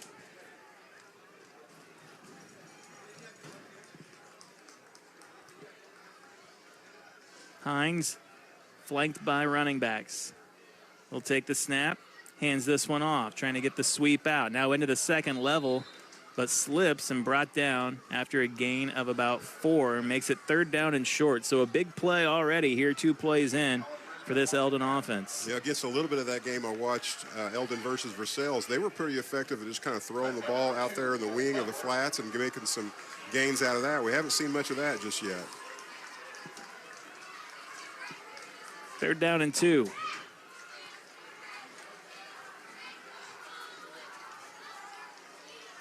Hines has 3 receivers out. Now moves his running back over. Hines will probably keep it himself here. Takes the snap, and he does. Looking to find a gap, and he is immediately met and driven back by 2 Indians. Danced around behind the line of scrimmage, and the Indians just had too quick a pursuit. Took down Hines, and that brings up 4th down. And that was Wilkes, Jaden Wilkes, all over that, just running right up the gut. And you called it to be a keeper, and I think everybody else saw that happening too. 4th and 2, hey, and deep in their own. If I can figure it out, surely Jaden Wilkes and the Osage defense could figure it out. 4th down and 2, 10 minutes left to go here in the third. Hines will step back to punt it. But when it's a high snap, he has to recover, and he's going to be brought down in the backfield trying to get out to the flank. And it's a 4th down turnover to set up 1st and 10 for the Indians. What a huge play there. Yeah, and I'm trying to read that out. So it was a high snap. He didn't even try to punt the ball. I'm trying to figure it out if that was designed.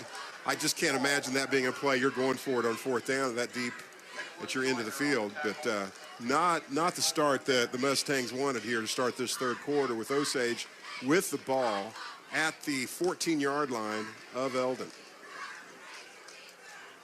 Yeah, not an ideal situation there on your first drive.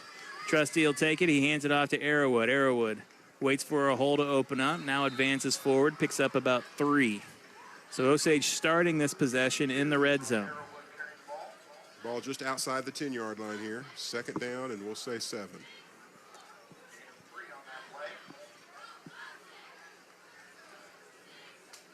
I would expect a few more doses of. Yeah, I don't think they're going to go through the air here. Yeah, we don't need to be fancy. Famous last words said before sure. a passing touchdown. Maverick fakes the handoff. It's a play action. And just past the first down marker, gets it to Drake Williams. Well, right at the first down marker, excuse me. We'll see what the call is there. Through the air, just as we were saying, let's just run the ball. But as you were saying that. Yeah, fair enough. Well-designed play. Love to see, anytime we can give the opportunity for Williams to get his hands on the ball. He's just such a talented athlete. I think that's good for Osage. It'll be 3rd down and 1 coming up for the Indians here. Knocked out of bounds, 9:10 left on the clock in the 3rd. Maverick under center. Takes this handoff, goes to Arrowwood up the middle, looking to get that 1 yard. And still being pushed forward, staying on his feet. And into the end zone for a touchdown. So he keeps the legs churning, gets a couple blocks and a push, and he gets into the end zone. Looked like the Leaning Tower of Pisa, Steve. Not pizza. Calm down. His second touchdown of the night, and remember he had the one called back for that was the interception, and probably not the most exciting touchdown there because I think we all thought, well, they stopped him. Nope. Now they stopped him. Nope. Touchdown. I kind of forgot that they were near the goal line.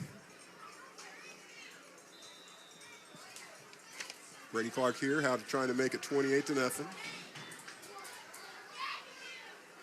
And now it's a fake, and Clark looking to throw to Drake Williams and does so. Nobody's over there to make the call as they weren't really expecting it. Williams makes the catch. The referees will have to convene, and they say it's good for a 2-point conversion. Yeah, you're right. The officials seemed out of position on that one. I'd have to see a replay on that. It was pretty close. I thought he might be out of bounds on that. Their officials are still talking about it. Well, we'll figure it out and come back and let you know. But right now the scoreboard reads 29-0. Take a break, come back with the kickoff after this. Listen to Cool 102.7 Sports. Wild Ozark Flowers is where beauty meets horsepower. A full-service florist with locally grown blooms, custom bouquets, and resin keepsakes. Plus a one-of-a-kind flower bar for creating something personal. And while the arrangements are being crafted, Ration Supply motorcycle gear is right there for riders who live the lifestyle. Delivery available or stop by behind Starbucks in the Stonecrest Mall. Wild Ozark Flowers, 573-552-8420.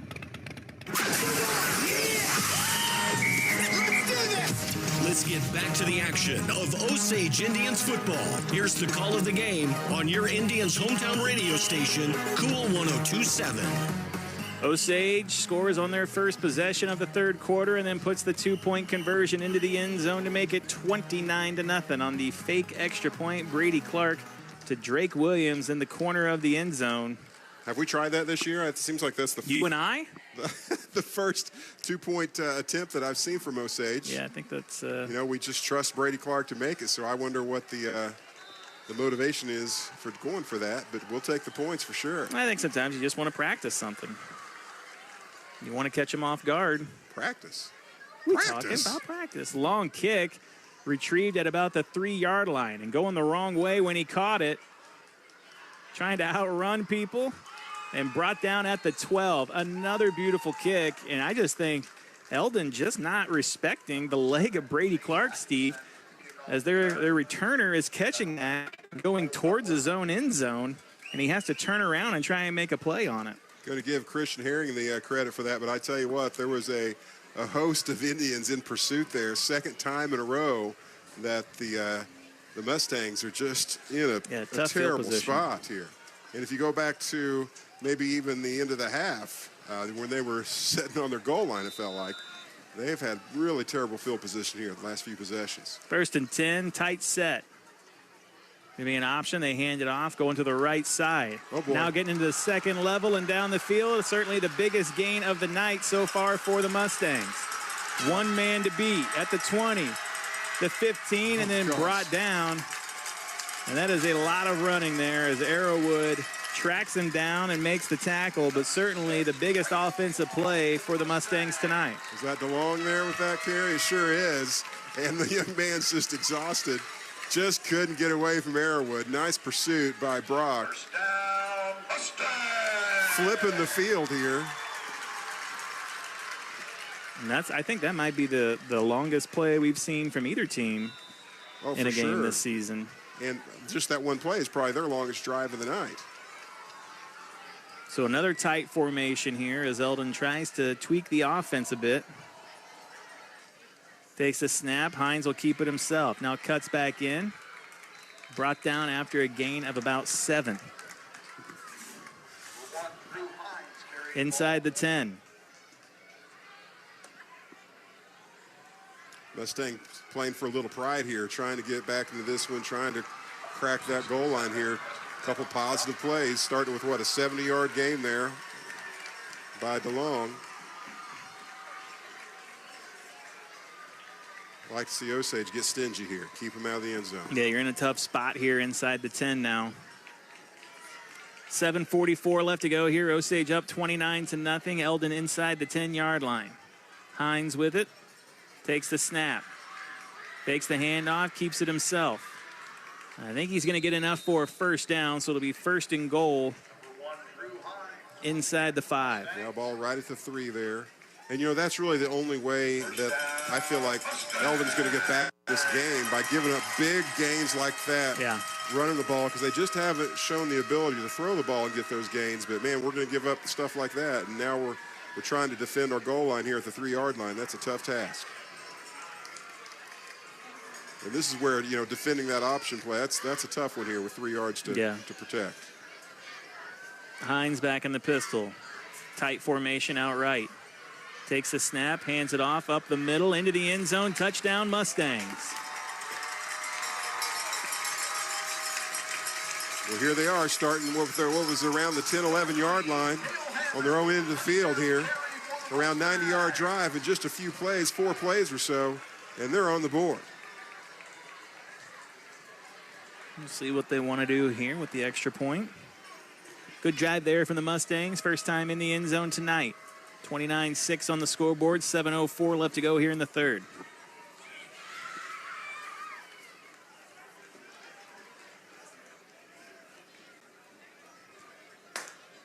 Looks like they're going to go for 2. Hines will take it, calls his own number. Going to keep it. Tries to lean into the end zone. And he's going to be knocked back, so no good. 29-6 will be the score. 7:04 left to go here in the 3rd quarter. Take a break. Come back with the kickoff after this. Listen to Cool 102.7 Sports. Fall is here, and so are the projects. And if your trailer's busted, you can't haul it, can't fix it, or can't even figure out where to start, it's time to call DL Truck and Trailer Outfitters, where problems meet solutions. Whether you need a trailer, rental, parts, repairs, or a brand new rig, DL Truck and Trailer has you covered with the largest parts inventory around with factory train techs. Located just north of Eldon at the Eugene exit. Open Monday through Saturday. This is America, where football means football. There's only one place to hear Osage Indians football. Back to the game on your Indians hometown radio station, Cool 102.7. 7:04 left to go here in the 3rd quarter. The Mustangs get it into the end zone. First time tonight. 2-point conversion, no good. 29-6 on the scoreboard. Eldon set to kick this one away. Eldon did not have great field position, but that rather large run there. Yeah, that's how you flip the field for sure. And for the first time tonight, Eldon's got some momentum. They're going to need to stop here to try to climb back into this game. Drayden DeLong with the long run. And now Eldon wants to build off that momentum. Kick is up, and it is away. Colt Butler going to retrieve it at the 15. Breaks one tackle. Now cuts back in, runs into his own man. Goes down right around the 30. And that's where Osage will take over.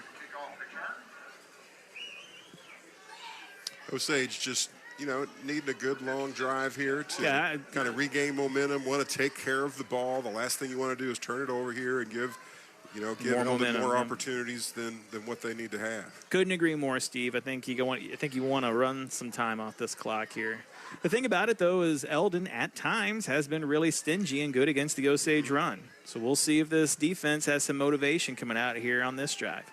1st and 10 from the 29 for the Indians. It's going to be Arrowwood. Right to left, bumps off one tackler, stays on his feet, keeps the legs moving, and we saw this on the last play where he got into the end zone for a touchdown, and that's a Pacific Pools first down as he picks up about 13 on that run. And certainly going to give credit to Brock for just finding the crease and just pounding through it. But then his teammates who are just coming to his aid, and as he's making that progress, they're coming on and just pushing him along. They are loving extending those plays out for sure. 1st and 10 for the Indians at the 43-yard line. Nice hard run there from Arrowwood. Maverick back in the pistol. Takes the snap, hands this one off, right side Drake Williams. And Drake hits the hole hard, right side. Cuts back into the left, 30, 25, 20, 15, 10, 5, touchdown! Drake Williams into the end zone.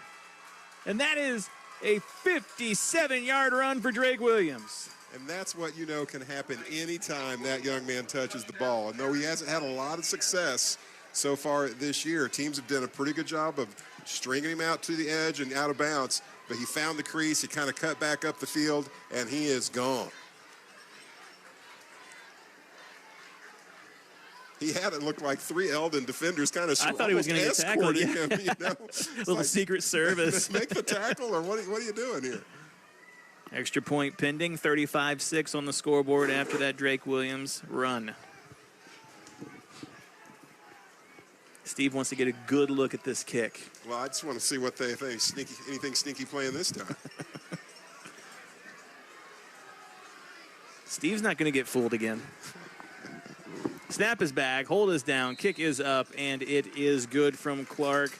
Makes it 36-6 on the scoreboard. We'll take a break, come back with the kickoff after this. You're listening to Cool 102.7 Sports. At Stonebridge Wealth Management of Wells Fargo Advisors Financial Network, you'll find a team of talented, credentialed professionals ready to guide your unique needs into financial victory. Proud supporters of the School of the Osage community, you can find Stonebridge Wealth Management in the Cliffside Center. Call 573-348-2322 or visit them online. Wells Fargo Advisors is a trade name used by Wells Fargo Clearing Services, LLC, and Wells Fargo Advisors Financial Network, LLC. Members SIPC, separate registered broker-dealers and non-bank affiliates of Wells Fargo and Company. KQUL, Lake Ozark. This is Osage Indians Football. Here's the call of the game on your Indians' hometown radio station, Cool 102.7. So just like Steve Adams and I said, you want to run as much time off the clock as possible. A 30-second drive for the Indians as they answer. Drake Williams, a 57-yard touchdown run to make it 36-6 on the scoreboard. And here we go. Eldon, for the first time tonight, had a glimmer of hope and momentum. And just like that, the Indians did what they needed to do to snuff that out. So it's back on their shoulders, the Mustangs, here to try to make something good happen for themselves offensively. I don't see Osage giving up too many plays like that on the ground. You have to look at it too, Steve. This is a district game between these two teams, so Osage has incentive to keep scoring. Of course, Eldon wants to score to get back into it, but as well as make things better for them. And another great kickoff coverage there is Chase Atkinson trying to make something happen on the return. And the coverage is really good from the Indians as they make the tackle. And it'll be 1st and 10 for Eldon at the 23. Schreiman, the one coming across the field there to bring him down. The young man is just absolutely fearless. Again, he's got 2 touchdown receptions tonight and a number of tackles on special teams. Well, him and Brock both have made some big plays defensively. For sure. 6:13 left to go here in the third quarter. You see Eldon, their offense, Steve, has switched it up. There's nobody out wide anymore. They're bringing everybody in tight. They think they have something here for this Osage defense with everybody in tight like this. Man in motion pre-snap, and that man's going to get the handoff. Going left to right. Dubs makes the first hit, and then knocking him out of bounds for a loss. Dubs breaks up the play. He's not able to get the tackle, but with the other Indians pursuing there, runs him out of bounds. Loss of, it looks like 2 there, 2nd and 12. A good initial hit by Dubs. Just held him up long enough. Made him late for something, like fishing. I assume the fish always has somewhere to go. And then you're catching it and making it late for something. Okay, it took me a minute to catch up to you there. Well, you don't call fishing tournaments like I do. I do not. Got that coming up soon, too. Seems like that's always coming up soon. Yeah, doesn't it? Hines trying to make a move on the inside, called his own number, and I believe he might have lost some yardage as well on that play. Nick Joyner there, we're going to give him credit for that. Well, held a little assistance, but he was the lead defender here bringing that one down. 3rd down and long. Clock running, under 6 minutes to go here in the 3rd quarter. They say Robbins was there to help too.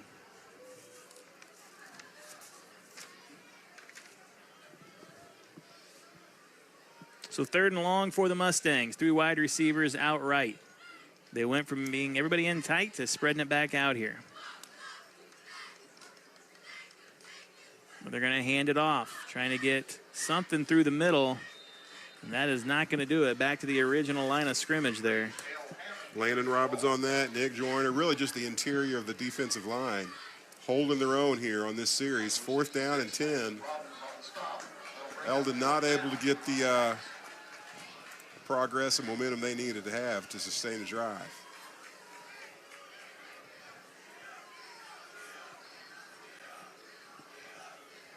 Clock running under 5 minutes to go here in the 3rd. Hines will punt it away. Schreiman steps back to receive it for the Indians. Snap is back. Instead, he's going to take off and run it. And he is going to get the 1st down for the Indians and maybe get a little bit more here, as the one man to beat is Schreiman, and the returner makes the play. So Eldon having to pull everything out of their bag of tricks there, but they get it to work. It is a 1st down for the Mustangs. And they had that blow up in their face, a couple possessions ago, and gave the ball to Osage like at the, right in the red zone here. But that pays off for him here. You got to take big risk if you want some good things to happen at this point of the game. And the Osage return team was fooled. They had players with their back trying to figure out who they were going to block, and Hines just made his move down the field. Thankfully, Schreiman, of course, he's paying attention because he's expecting the ball to be kicked to him. But he makes the play, potential touchdown-saving play. Now 3 wide receivers out left for Hines. After the fake punt, 1st and 10 inside Osage territory. Hines takes the snap, hands this one off up the middle. Gain of about 4 before being brought down. Yeah, I just feel like at this point, the fact that Eldon's offense is really pretty one-dimensional is really limiting their success here. Osage just keying off exactly what they're doing. They're defending this option pretty well. They had the one breakdown in the previous possession, but holding their own here, aside from that going forward on 4th with the fake punt. Clock running. We're under 4 minutes to go here in the 3rd. Bunch tight formation. 4 receivers out on the right for Eldon. And Hines will keep it going left now. Oh, yellow on the field here. Enough for a 1st down. We'll see what the flag is. Holding on the offense. Holding against the Mustangs. Can't do that. Says who? The guy with the yellow I flag. guess that's true. I guess that's true. So Eldon getting the 1st down conversion, but they're going to have to wipe that off the board as they're going to back them up a little bit and try again. So it was, 2nd and 6. It's going to be second and not 6. Not 6. We'll see where they spot the foul here and where they count off the penalty. Steve, you got any weekend plans? I want to say I'm pretty thankful that I don't really have any weekend plans. Last weekend was packed. Yeah. Packed full, but just going to kind of hang out at the house. I got some projects I'm going to work on. And why don't you come on down to Tuscumbie tomorrow? That Pig and Pickle Festival over there. Pig and Pickle Festival? Yeah, Pig and Pickle. They got live music all day. They got carnival rides, lots of stuff for the family. I've never been to that. Are you going? I think if the weather holds up, I think so. Hines will keep it, and he'll pitch it out. And now 1 broken tackle and back inside for a gain of about 10, but that'll set up 3rd down and about 6. Yeah, I think so. Pig and Pickle Festival. They've been doing some radio ads. I heard I heard my cousin on the air talking about the Pig and Pickle Festival. Of course, she's kind of in charge of the thing, or helps put it together over there. And I told her, I said, you stay off my corner, Debbie. What's the history of the Pig and Pickle Festival? Hey, it started, I want to say, like, I don't know, 6, 7, 8 years ago. Because Lake Escape, we drove the limo in the very first ever Pig and Pickle parade. Why the combination of pig and pickles? They said, let's find two things that Craig doesn't like to eat.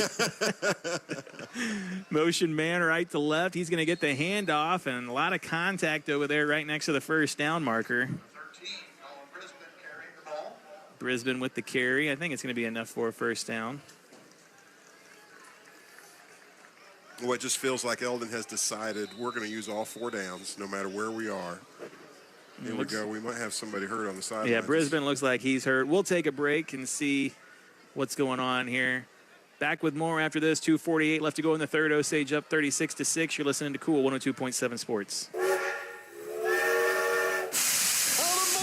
Rock Island Insurance, the pro team for your insurance needs. At Rock Island, they keep you on track with coverage you can afford for home, vehicle, property, casualty, and life. Juke the big hits. And let Rock Island Insurance block the way when it comes to your insurance needs. A proud supporter of our Osage Indians. Look them up online and Facebook. Rock Island Insurance, keeping you on track. Let's get back to the action of Osage Indians football. Here's the call of the game on your Indians' hometown radio station, Cool 102.7. Got an Eldon player down here on the field with 2:48 left to go. 36-6 score on the board as he's being tended to on the far sideline. Take a second to tell you our next broadcast will be live back at School of the Osage next week as the Indians will take on the California Pintos.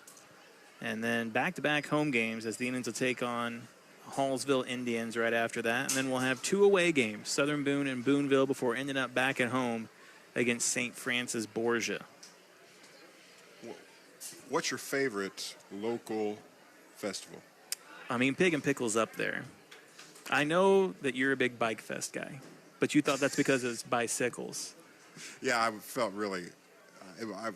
I was the outsider. You know what's crazy? Like there's a lot of like local festivals and stuff like that. Do you have a favorite? I don't know that I do. I'm sorry. What are the candidates here? We've got the Hartsburg Pumpkin Festival coming up. You've got I think when was the Eldon Turkey thing? That was just. Oh yeah. Did we just miss that? I think next Saturday it's coming up. There you go. That's a the old, there's definitely some options out there as far as what do they do in Olean? I've been to that one. It's a festival, all right. It went away for a while and then it came back. So I'm gonna say that's at the bottom of my list. Yeah. Perhaps. Well, I'm probably not going to make it out there to it. You know, and this weather that we have coming up, it was not on the radar. So Pig and Pickle looked like it was going to be another potential hot Saturday night festival, and it wound up potentially looking like there might be some rain. All right, the Eldon player, that was the running back that went down over there. He's having to have help off the field. Is that an Osage player helping him out? Yeah, it sure is. It sure is. I believe that's Grant Wilson helping him off the field, which says a lot. This might be a huge rivalry here in mid-Missouri, but... I was in Springfield last Sunday, and we had just spent the day at Silver Dollar City, and we were coming back through Springfield on the way home. We stopped at Steak and Shake downtown there in Springfield, and guess who walks in the door? Grant Wilson and some of his didn't buddies. even give me time to guess. That's true. I was going to say Chris Boom Boom Cannon on his way back from Texas. It was not. At least if it was Chris, he snubbed me. I didn't see him. That makes sense too. As you went down to Silver Dollar City, how was that? It was great. It was just a perfect weather day, maybe just a tad bit warm, but by the time the sun was past its peak, it was a wonderful time with my favorite people. I wasn't there. 4th down and short for the Mustangs here. Takes the snap, fakes the handoff, and he had 2 Indians in his face right after the fake, and a quarterback sack taking him down. And that play might have just taken too long for Drew Hines to develop, and Osage gets the sack and the turnover. Drake Williams back there. He wasn't the one who brought him down, but he busted it up. Maybe I saw Eric Murphy back there in the mess. It was Wilkes that winds up getting the sack. And that's only the second quarterback sack this season, as last week Nick Joyner got the first of the season against Blair Oaks. So Osage has gotten pressure, and we've seen a lot of tackles for loss, but not a lot of quarterback sacks to come from it. There, Wilkes gets one. Turnover on downs for the Mustangs as Brisbane gets looked at on the sideline after that injury.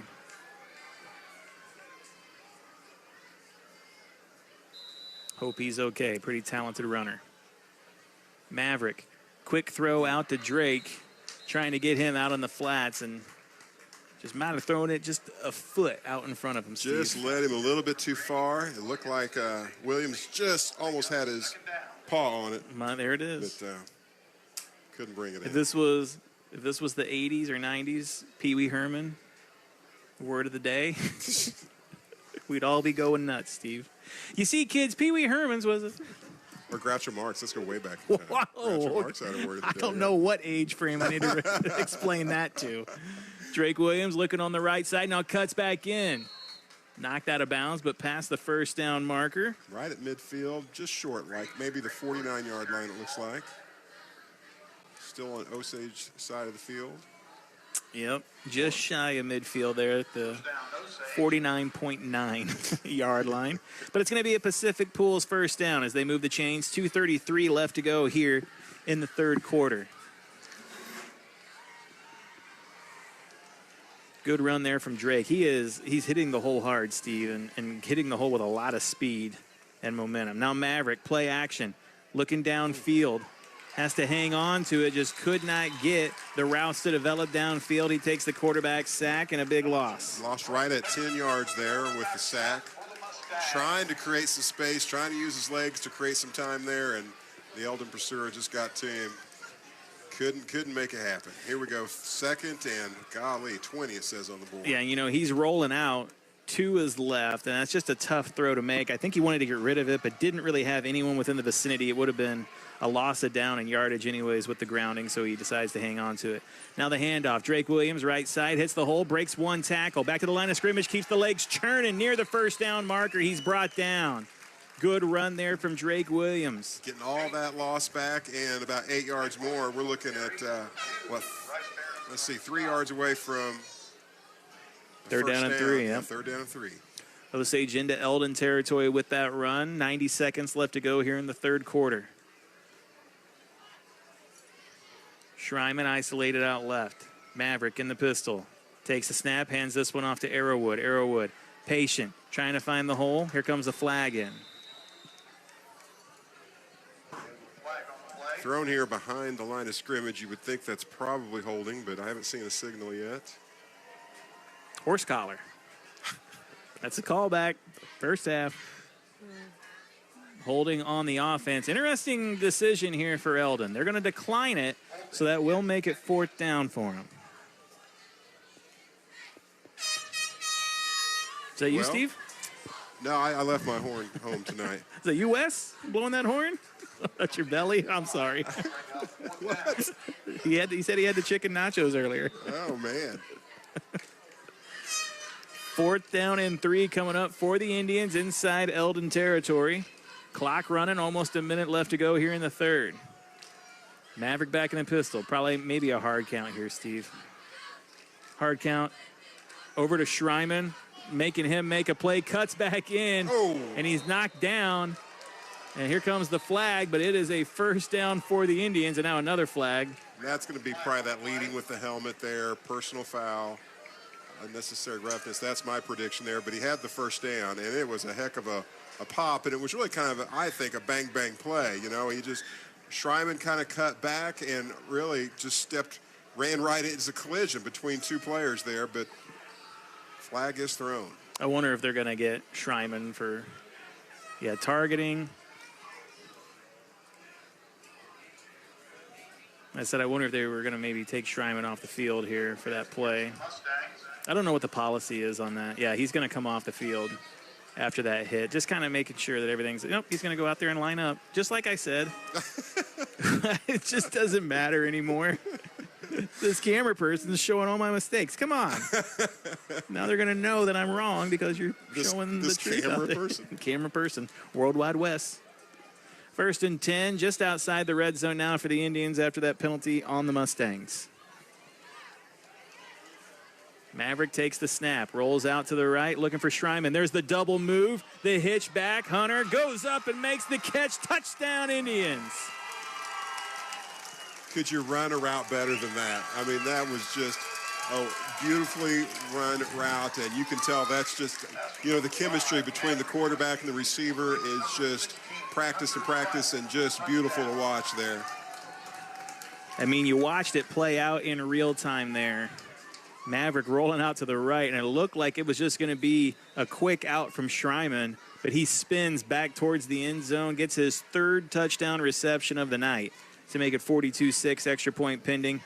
Snap, back, hold down, kick up and good. 43-6 on the scoreboard. We'll take a break, come back with the kickoff after this. You're listening to Cool 102.7 Sports. When all that's between you and the highway is a 6-inch patch of rubber, it's critical that you trust the care of your vehicle to someone who knows how important family is. Locally and family-owned, Sunset Tire and Service, with the best facility at the lake, wants to be that trusted partner. Competitive pricing, centrally located across from Lowe's off Business 54, the latest technology, large inventory of tires, plus a knowledgeable sales staff. They're family, treating you like family. Sunset Tire and Service. This is America, where football means football. There's only one place to hear Osage Indians football. Back to the game. On your Indians' hometown radio station, Cool 102.7. Schreiman into the end zone for the 3rd time tonight for School of the Osage to make it 43-6 on the scoreboard. Osage set to kick it away to the Eldon Mustangs here. What a route, what a throw, what a catch, what a play. What a call by me. Just a couple tough breaks defensively for Eldon. I don't know, the bang-bang play when they did on Schreiman, and for Schreiman just to pop right back up. Yeah. Run such a great route. That was really well covered. That first part of the route was well covered. Trusty was going to have to force it in, but that wasn't the plan. He makes the break up the field and still double covered, but he had the step on him. Gets the touchdown. Now catching this one in stride and being brought down near midfield, so... Going to start their possession here about the 45-yard line, so good field position, down 43-6. Yeah, Clark trying to catch him off guard, but he's done that multiple times tonight. Eldon coming up and catching the ball in stride and moving in the right direction when they catch it. Gives them good field position, maybe their best field position of the night to start a drive.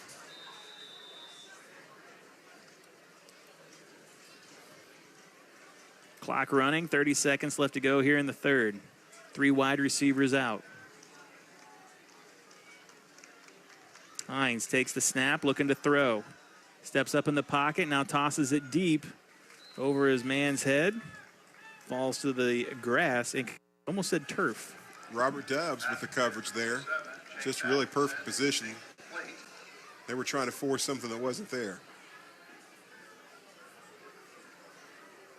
And here are the last few seconds of the 3rd quarter here. 43-6 coming to the final period of the night. Yep, that'll be the end of the 3rd. 43-6 on the scoreboard. Osage out in front. We'll take a break, come back with the 4th quarter after this. You're listening to Cool 102.7 Sports.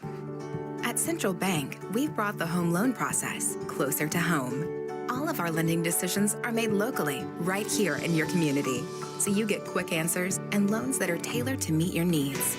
So whether you're just starting your home buying journey or well on your way, Central Bank can help turn possibilities into realities. Apply online at centralbank.net or at any of our convenient locations. Central Bank.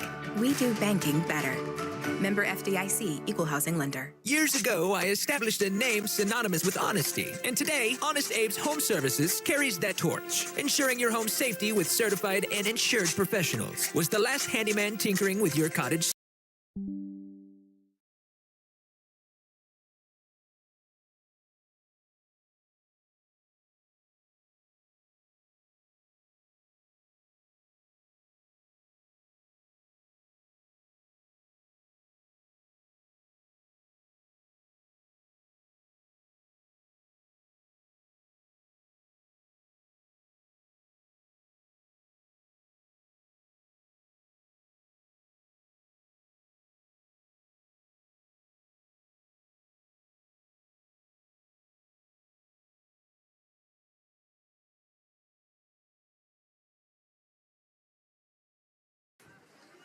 Osage out in front, 43-6. Clock running, 11.5 minutes left to go here in the fourth.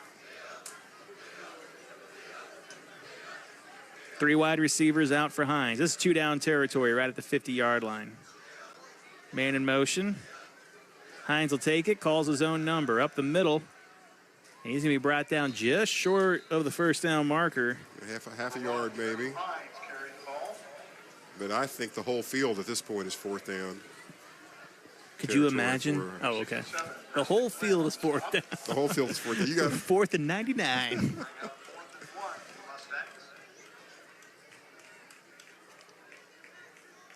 Clock ticking below that 11-minute mark. 10:44 here. Again, the score is 43-6 in favor of the Indians. The Mustangs with 4th and 1 to go. Hines will take it. Here comes the blitz. There's the option out to the right side. And now breaking one tackle into the secondary. Dub's the only one who can make the play, but into the end zone for a touchdown are the Mustangs.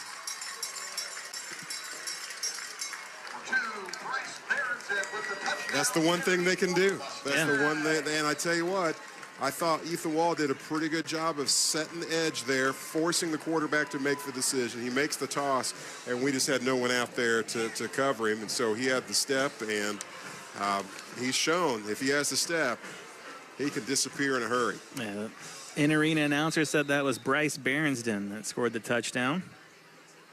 Makes it 43-12.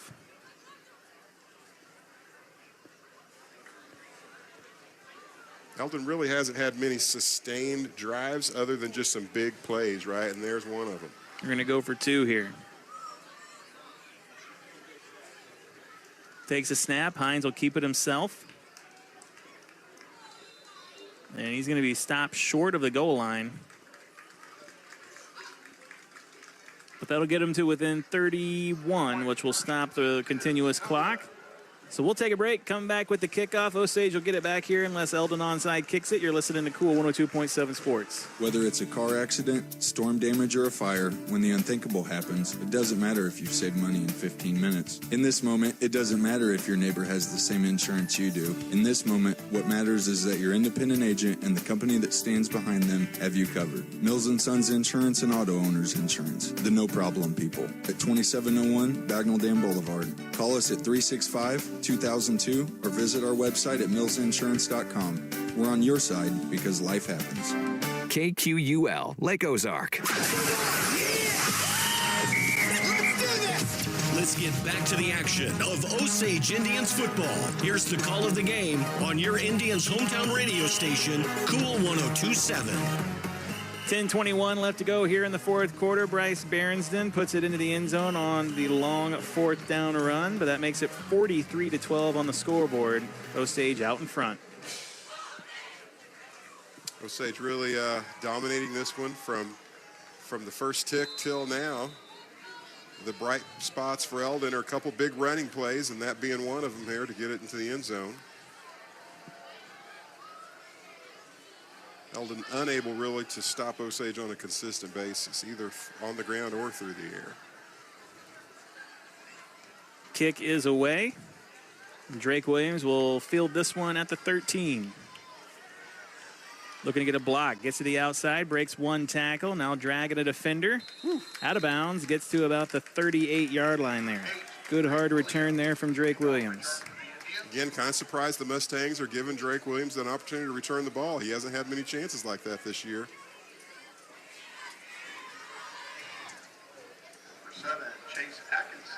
So with the score, the clock is no longer ticking, right? So we had a big enough lead that we had the mercy clock rule going into effect, but the score there shut that down here. So time's going to slow down a bit. We got 10 minutes, 11 seconds left in this contest. Maverick takes a snap, hands this one off to Drake Williams. Going left side, cuts back in. Beats a defender, has a blocker downfield into Eldon territory. Big gain, Pacific Pool first down. That's Charlie Crocker, right? Running downfield. Man, he's a big old body to run behind. We haven't really taken a look at the Osage skill players tonight on offense. Let's go ahead and do that real quick. See the running backs, and then Schreiman, who has had the great night, as well as Brock Arrowwood. Senior, senior, senior, junior, sophomore, senior. But this is a senior-laden squad with 18 seniors on it. Great job on those graphics. Looks awesome. First down run here from Arrowwood. He's going to pick up about 6 before being brought down. Thank you. Ball crossing over the 35-yard, about the 33-yard line here. 2nd and 6. The clock is on the Indian side here for sure.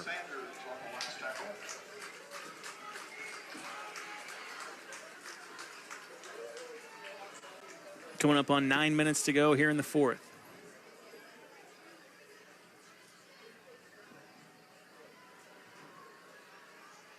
Oh, a little miscommunication on the handoff. Maverick has to keep it himself. Gets out to the edge. Gets enough for a first down, but a couple flags coming in, and I think it's going to wind up coming back. Yeah, probably. Yeah, we got holding here, and it was just a busted play from the beginning. Maverick Trusty turns to hand the ball to a ghost. Nobody was there. The person he was expecting to be there never came by, and so he just was on him to try to make something good out of it, which he did, but then he put his blockers maybe in a situation they weren't ready for, and we get the holding call. Speaking of ghosts, Steve, I recently bought a pack of Halloween-themed chicken nuggets, and it said that they were ghost-shaped, but I'm going to be honest with you. They just seem like regular chicken nugget shapes to me, Steve. It's all in the imagination. I feel like I'm being frauded. Is this what being frauded feels like? Where did you get these ghost-shaped? At the grocery store. Okay, I didn't know if it was like some fast I'm going to food reach place. out to admin at Tyson and see if I can get a refund on this. Maverick takes the snap on this one. Now he's going to keep it again himself. Cuts back in. Hard hit. And goes down right at the line of scrimmage. Kind of the naked roll out here to the right, and Eldon was all over it. I think it's a good point, though, Steve. I don't really know what the shape of a ghost is. I mean, have you ever seen a ghost? No. Have you? No. Have you ever seen the movie Ghost? Yes. Oh, my love.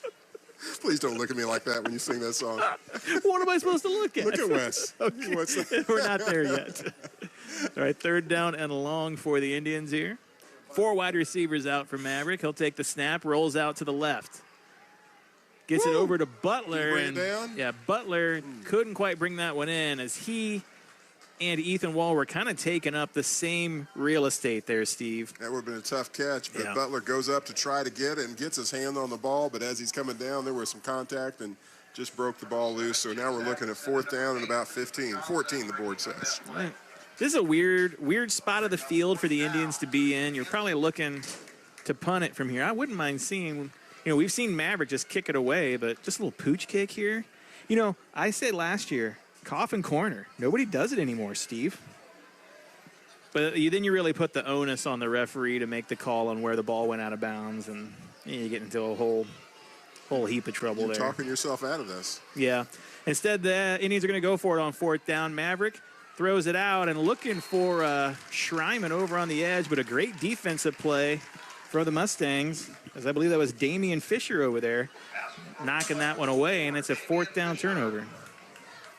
Yeah, they were just in pass defense mode there and just waiting on the ball and, almost the interception really just a half a second earlier, and he's going to take that ball going the other way. Well, a great job by the Eldon defense and the defender right there. They know where Osage has to get that first down, so really using that first down marker as an extra defender on that play. 1st down and 10 coming up for the Mustangs, under 8 minutes left to go here in the 4th quarter.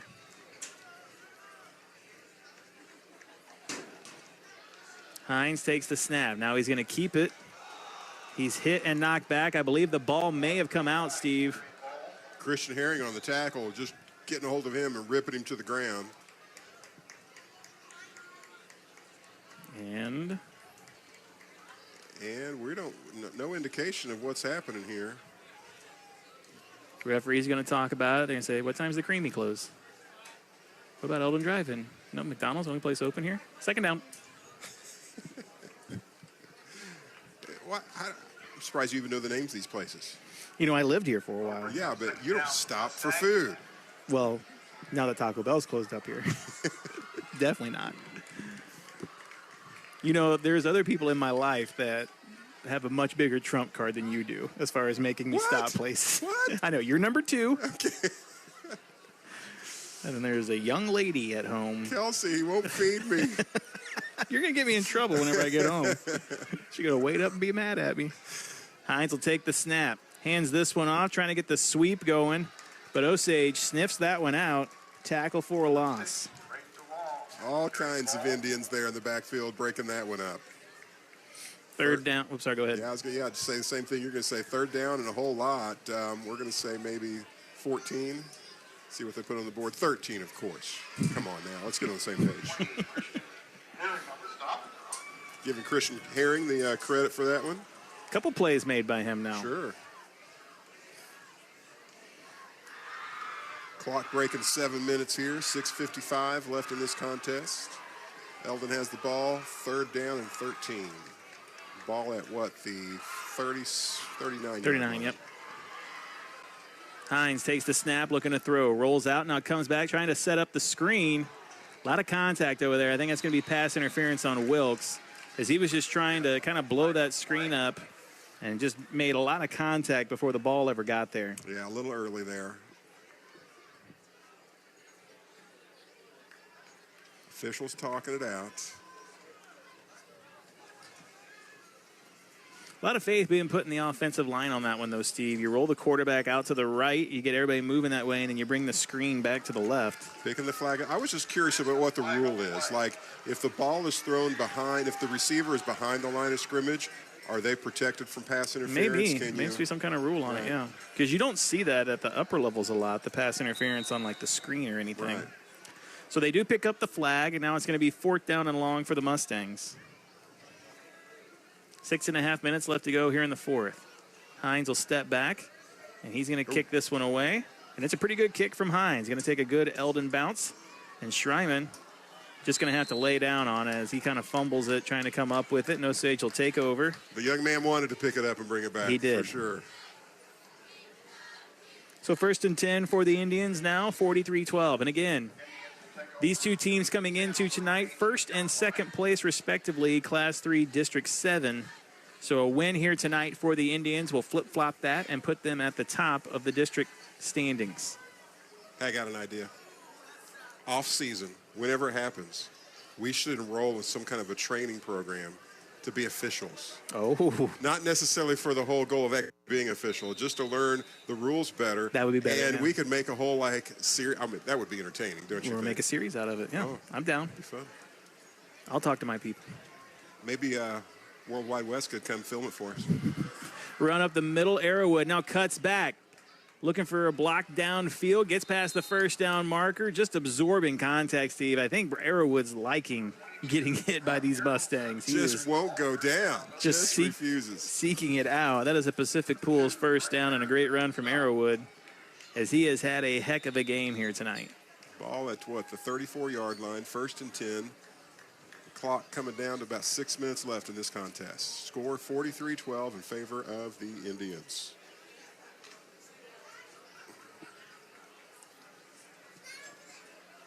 First and 10, School the Osage. Maverick back in the pistol. And got a new set of running backs in there, I think. You got Arrowwood, and he had Butler in the backfield. They used Butler as a bait, and now Arrowwood, that little stutter step, breaks one tackle, keeps moving into Eldon territory before being knocked down. Another Pacific Pools 1st down. And Arrowwood has been a joy to watch run this season, Steve. Just so elusive and just, you know, I've never been a running back, but the guy just has some skills and talents that I don't know how you teach or coach. It's just kind of an instinctual response to the defense there. You know what's crazy is I remember, and this is not a gloat, this just kind of tells you like how deep the running back class was last year. I remember when you and I were at the Jamboree last year, not this year, we were talking about guys we kind of expected to see something from. And I said Arrowwood last year, not realizing that Aiden Williams and Colonius were going to be as dominant as they were and as good of a running back tandem as they were. Hey, to your credit, you were a Brock Arrowwood fan before, you know, even as he was at the JV level, you know, working up. You just knew that there was something special there, and we're seeing that. I think anyone that's watched him play it feels that way too. Full-on substitutions on both sides of the football. A lot of clean jerseys coming onto the field for School of the Osage here, Steve. Get your program ready. Got Blaine Sperling leading the offense now. Blaine in his hair. And he'll hand this one off up the middle. Good hard run. Another Pacific Pools first down. And that is a great gain there on first down from Christian Herring. So Christian Herring, we've called his name on defense. He's made several defensive plays tonight, but the first time we see him carry the ball, and that's a heck of a first carry. Blaine Sperling, I've heard he said that if he throws a touchdown this season, he's going to grow a mustache like his father. Do you hear that? I heard it from you. Breaking news here. Do you think the young man is capable of doing so? I don't know if Mr. Sperling is.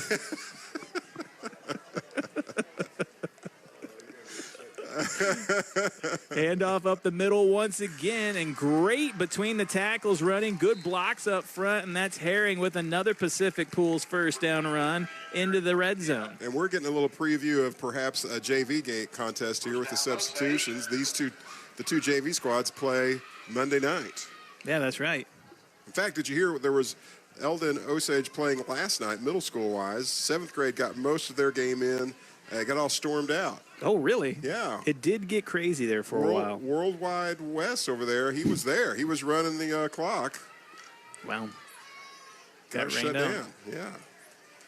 We were putting animals up at home, and we put the last animal away, and it was just like 50-mile-an-hour gust out of nowhere. It was crazy. Another run up the middle. Was that a flag that came in on the other side of the field? I didn't quite see that. It was just the shadows dancing around over there. I don't see any yellow. Okay. I'm looking for it. So a first down run gets them inside the 3 now. 3:07 left in this contest. 43-12 on the scoreboard.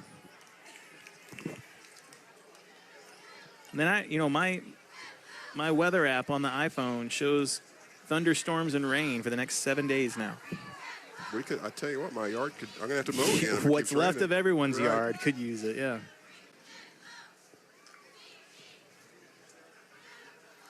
Sperling will go under center for this one. Osage in tight here. Blaine takes the snap. He'll keep it himself, pushing the pile forward and into the end zone. Touchdown, School of the Osage. So Sperling, not exactly a tush push, but gets it into the end zone nonetheless. He was pushing somebody else's tush as he got through there. Nice score by the young man. And that's that's a varsity touchdown. Right. And that's a peek into the future, you might say, for School of the Osage football. As you would expect, he would be the young man to take over after Maverick Trusty graduates this year. Snapback, hold down, kick is up, and it is good for Brady Clark to make the score 50-12. With 2:30 left to go here in the fourth quarter. We'll keep it here to tell you that our next broadcast will come to you live next Friday night back at School of the Osage, where the Indians will take on the Pintos of California, as Osage will get the win here tonight in conference play. And I don't think California is in our district. I know that there's a lot of conference teams in there, but I don't think California is one of them, though. And I'm not sure did we know who California was? California is in our district. They were playing Blair Oaks. Bottom. They were getting beat 50-0 at halftime. Yeah. There they are at the bottom. They're last place in our district. But coming into tonight, I don't think anything's going to change for them in that regard. But we're sure looking like a switch between Osage and Eldon here. Up at the top of the district, yeah. Yes. And, of course, Moberly, another team in Osage's district, and we saw that great game between them two. Or otherwise, right now, Moberly would probably be sitting atop Class 3 District 4. Instead, Osage will be in the catbird seat going forward. The catbird? I've not heard that expression It's like before. a bear cat, much smaller scale. Does it have paws? 2, and then wings and hollow bones. I don't want to give away too much of animal anatomy because I don't want you to have to pass 6th grade. Too soon. How many grades do you have recorded at this point? Up to through 5th grade. Okay. So you're ready to jump buildings again? Yep, ready to come over and nice visit you. Tackle. Who is that? That was a nice tackle. That is Sean Crooks there with a nice tackle in the middle of the field. Just a classic textbook takedown. Wrap there. up, Yes. take him down. Clock will run as we're here in the fourth quarter with a 38-point advantage on the board for the Indians.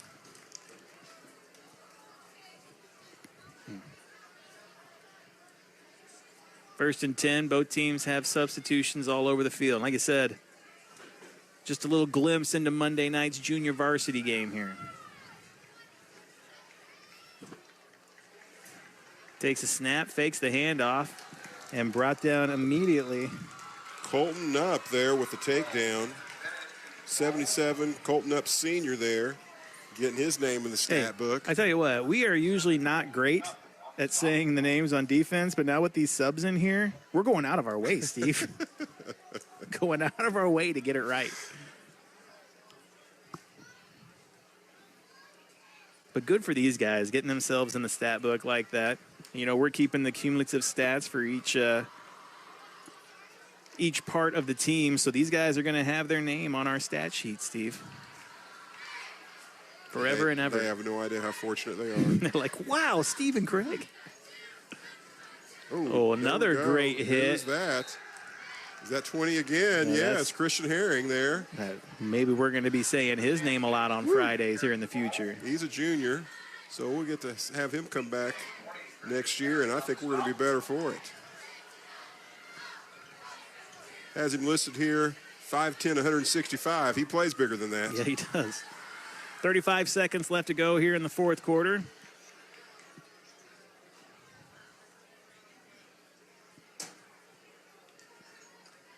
And Eldon going to have to run at least one more play here. 20 seconds. They're in no hurry. And it's going to be a quarterback keeper and an immediate takedown from School of the Osage. And who is that? 67, is that who I'm seeing there? Preston Glenn there on the tackle, junior. And that's how this one comes to an end. So Osage will bring home the win tonight. Final score, 50-12 over the Eldon Mustangs. We will take a break. Come back with the high-tech post-game show. Talk to Coach Jolly. Get you set for next week against the Pintos. Take a break, back with a post-game after this. Listen to Cool 102.7 Sports. Whoa, Central Ozarks Medical Center, your health, our mission. COMC has been providing quality health care in Central Missouri since 1979. From primary care, OBGYN, pediatrics, senior health, dental, and behavioral health. Go to centralozarks.org for a location near you. Or call 877-406-2662. COMC, the healthy place to be. It's football season, and your team to tackle all your fall boating and winterization needs is Kellysport. Kellysport backs our Camdenton Lakers, Osage Indians, and Mizzou Tigers.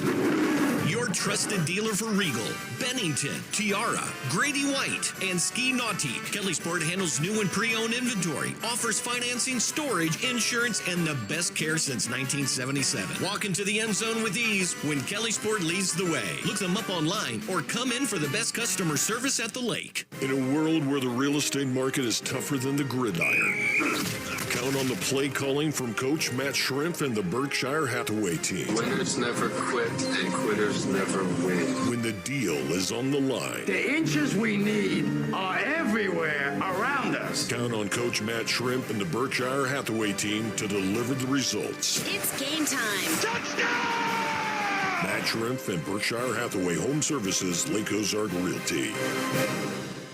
Work is hard. You need a partner who makes it easier. At Mid-City Lumber, we know construction, and we know what it takes to get the job done right. Like quality products from Quaker Window and Doors. For durability, innovation, and selection, the right solution is Quaker. At Mid-City Lumber, we've been making construction easier for more than 50 years. And we're here to make it easier for you. Mid-City Lumber. Start to finish, we're your project resource. Custom railing stairs that gleam. Awnings made just like your dream.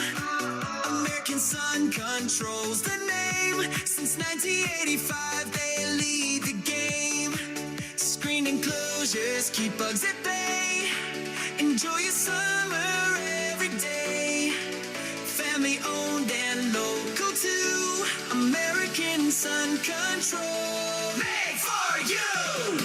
Hitachi Energy in Jefferson City is seeking beginning and seasoned welders. No certification needed. Gain knowledge and expertise from their expert welders in their Hitachi Welding School. Enjoy a safety-focused and climate-controlled environment while you work. With a benefit package that starts on day one and pay up to $27 per hour, Hitachi inspires progress for a future that you and your family deserve. Join their diverse team of professionals today by applying at HitachiEnergy.com. I don't care what the scoreboard says at the end of the game. In my book, we're going to be winners. He is gone. Game analysis, stats, and more. It's the Osage Indians Football Postgame Show on your Indians' hometown radio station, Cool 102.7. Back here in Eldon, Missouri, as this one is officially in the books, the school of the Osage Indians picked up the victory tonight over the Eldon Mustangs. Final score of 50-12.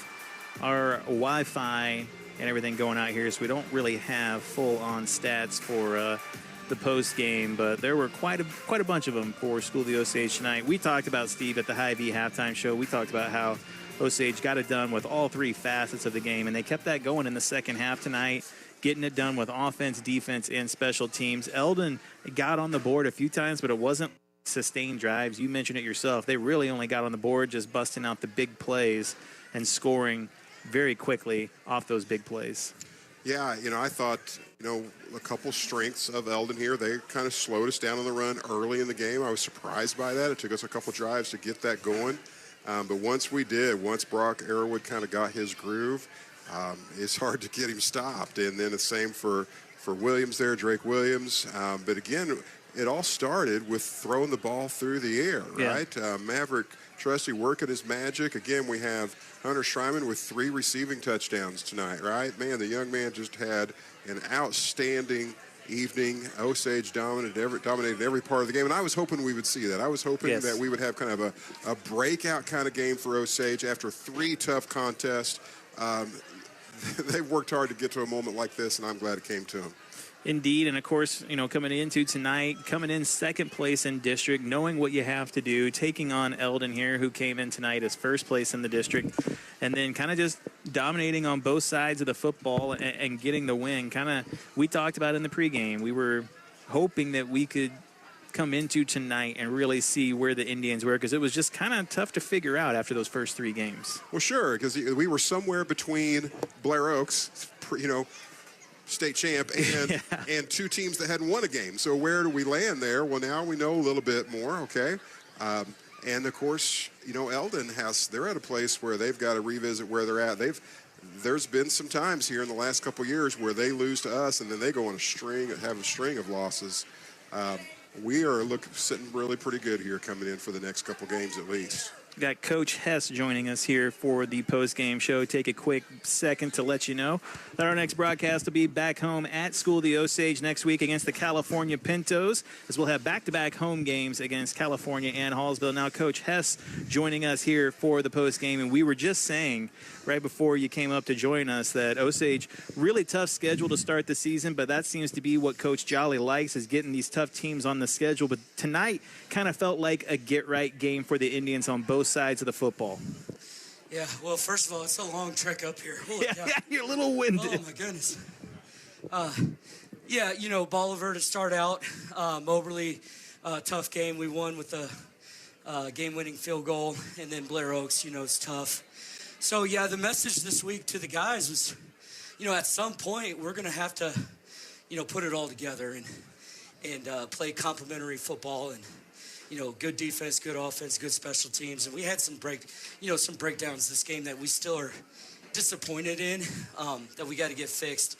But overall, a good effort from our guys tonight. Yeah, and we talked about as well, it felt like all 3 facets of the game were really clicking for the Indians tonight, especially special teams, really being able to flip that field with good returns. Trusty coming in, I feel like Maverick everybody talks about him being a quarterback, but doesn't really ever get credit for how he's able to punt and kick them deep. Set your defense up well, coming up with the timely turnovers. It looked like Eldon might have had a couple sustained drives, but this Indian defense never lets that really get to them. They always seem to just be ready for the next play, and they want to make the play, whether it be an interception or a forced fumble.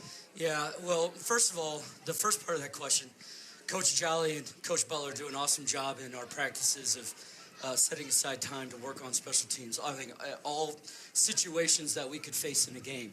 And so you see that come to fruition on game night is pretty awesome. And, yeah, Mav has done a great job all year putting us, in good, positive field position situations. And that only helps our defense, So Mav is my best friend right now, of course. And so, yeah, it's just complimentary, and everybody's doing their job and doing a good job with their special teams. And then talk about your defense, how it's just kind of bend but never break. They might give up a play or two here or there, but they don't let it get to them. They're just ready to make the play on the next play, whatever it might be. Yeah. As a defensive coordinator, it's tough because we bend and we don't break, which is good, but I don't like bending either. Right, yeah. So at some point, like we want to build a wall on defense. We talk about it all the time. Our pass defense was pretty good tonight.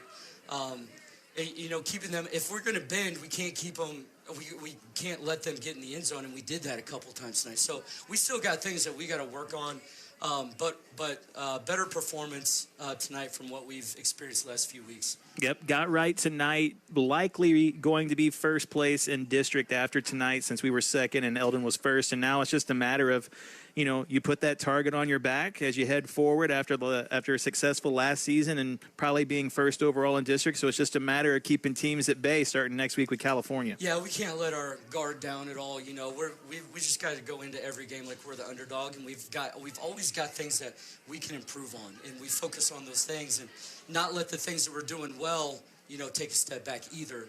That's the challenge, and then hopefully by the end of the year, we'll be hitting on all cylinders and playing our best football come districts. That's Coach Hess joining us here for the post-game show. Coach, thank you. Thanks for having me. Yeah, appreciate it. And again, we'll get you set for next week. The Indians will be back home against the California Pintos, but for tonight, they pick up a 50-12 victory. Make sure and check out the KQUL Facebook page later on this week to see who gets nominated for the Tomahawk Chop Steak Block of the game by the Butcher Shop, as well as the COMC Healthy Hit of the Game. Osage wins tonight, 50-12 for Steve Adams, Worldwide West on the camera, and Chris Boom Boom Cannon back in the studio. I am Craig Allen. Thank you for listening. This has been a presentation of Cool 102.7 Sports.